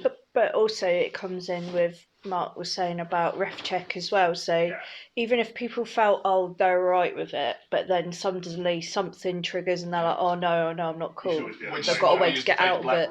Yeah. But also, if you do at least, if at the very least you brief your crew about the themes of the evening, you could probably be soundboarded with a few other people. Because sometimes I'm I've done UKM, but I do run games. I'm a DM, and you get in your head. You go down. You go down. This is great. Oh, you take the red pill, don't you? You take the red pill, and what you think you're doing is amazing. And I'm not going to offend anyone. But if you get the chance to say, "These are my themes. This is where I'm heading tonight," and the player and your crew can say, "Well, we've got so and so. I know so and so's coming tonight. We need to be tactful of that player because they've got experience." Yeah, make everyone aware of if there's someone It's like at work. We've got what's called a vulnerable frame, and we note that, and it could be something like, in this case, it was they had a bereavement or they just go through a really tough time. Having that kind of thing on your Google Drives, knowing if people have these triggers, like you say, avoid going up to them or, like you say, remove them. Being storytellers in this is going to be a hard task. It's not going to be easy. Around the table, I don't know, I'll take Wraith. I can play with any one of you, and it's possibly the darkest game that I've ever seen. But I know that after 2 hours, we go all home and everything is fine. With a finite game, that's easier to manage as well. It's everything else that spiral up in a live game, and we all experience in a way. There's some things that we just need to remember at its core things. While this is a game of personal horror comes in many formats, but it is also at its core a game of social political manipulation, and a lot of our plot lines and most of our plot lines should centre around that.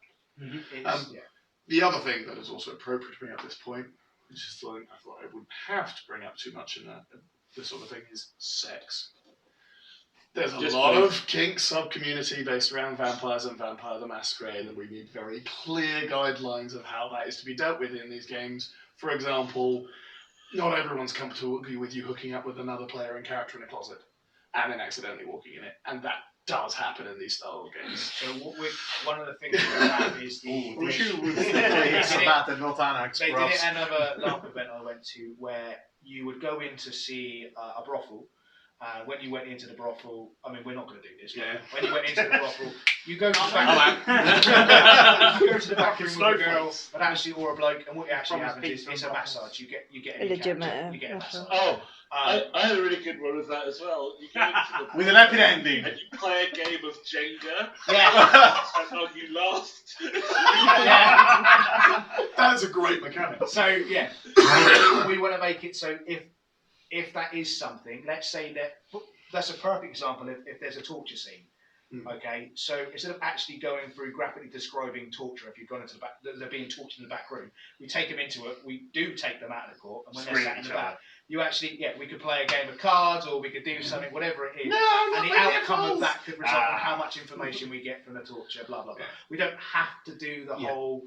acting it My out. specific categorizations, that's the other thing, is not so much people having sex in character, how to represent it, is that people will try to have sex in character. There's not necessarily anything that they just want to, and it's kinky. And it's just like, just go home. But that's what we get you. That's what we get you. We shout sex spell at them. Or sex, yeah. But it's something that nothing kills the mood more than kit. It is something that we need to put into our guidelines that are issued to the player. And it has kids, so we can't. Speaking of guidelines and stuff like that, sorry, I think there was a particular incident where you almost killed the mood with me at one Maelstrom event. It was an empty tent till you turned up. It's always an empty tent till he turns up. So one of the things I'm definitely looking for is help with making our code of conduct and our kind of rules, if you see what I mean. Yeah. Because game policy. I've seen other LARP systems, I've looked through theirs, and I don't know how they got them. I think some of them seem to be generic. A lot of them model off each other and stuff, so some groups related to it. Best thing to do is find a good one, like from a reputable company rather than Uncle Bob's LARP. Yeah. Look at it and go, is there anything you object to in this? And if it is, am I a horrible person? And then anything you want to add to it, really, and just bonk it on there. Yeah, so is there any law against me copying them? No, don't try write it yourself. I would use a framework based on someone else's. I would consider contacting them, but I don't think anyone's going to object to you taking that framework. It's not really plagiarism. It's going, I respect your concepts on this. Yeah. Do you mind if I use it? Because that's something I need to do, is get their code of conduct, then get a it's just through there, for characters, like a waiver. Yeah. Which is that when they sign up to play the game, they have to sign this before they can play, which basically states that they will not do drugs, they will not do this, they will not do that. Oh yeah, that's just the rules of the game you'll put in. But I think it's also worth mentioning that if you do have issues, that can be logged. But if you don't raise it and you don't raise it at the moment, we aren't able to help. Yeah, pretty much. There's not this later on. There are things going around in the RPG community though, which is like a consent and themes form, and it's massive, where basically you can literally tick off what you would consent to in a game, what you do not want to have in a game. So as a GM, you can look through it and go, okay, so all of my players have said no to drug use in the game, so I'm not going to include that in my game themes. Yeah. They're all down with hobo goblin murdering. That's going to be the main theme of the game, and it allows you as a GM, or in the case of a storyteller, or in the case of a large game, to have really fucking good. So players can literally tick off and say, actually, these are the things I don't want in my game. It gives them again player agency. Yeah. We had a funny situation where we were playing a really random game. It's brilliant. And one thing they have on the mix for all the players is, do you have any phobias that we need to know about? Yeah. And it can be anything. And we actually, one of the players had a complete phobia of zombies. Irrational phobia, obviously, because zombies. But we happened to be running a game, and she was discussing her, and I was actually really impressed because she opted to play the game anyway, despite the fact there were fucking zombies everywhere, and she must have had the worst time in the world, but she wanted to see if she could deal with it. Yeah, actually, she's fantastic. You tell them what you're afraid of, and they throw it at you. Yeah. But the thing about Future's End, they specifically went up to her, going, "Look, this is something we're going to be doing. We can frame this around you for this situation." Discussed it with the player beforehand.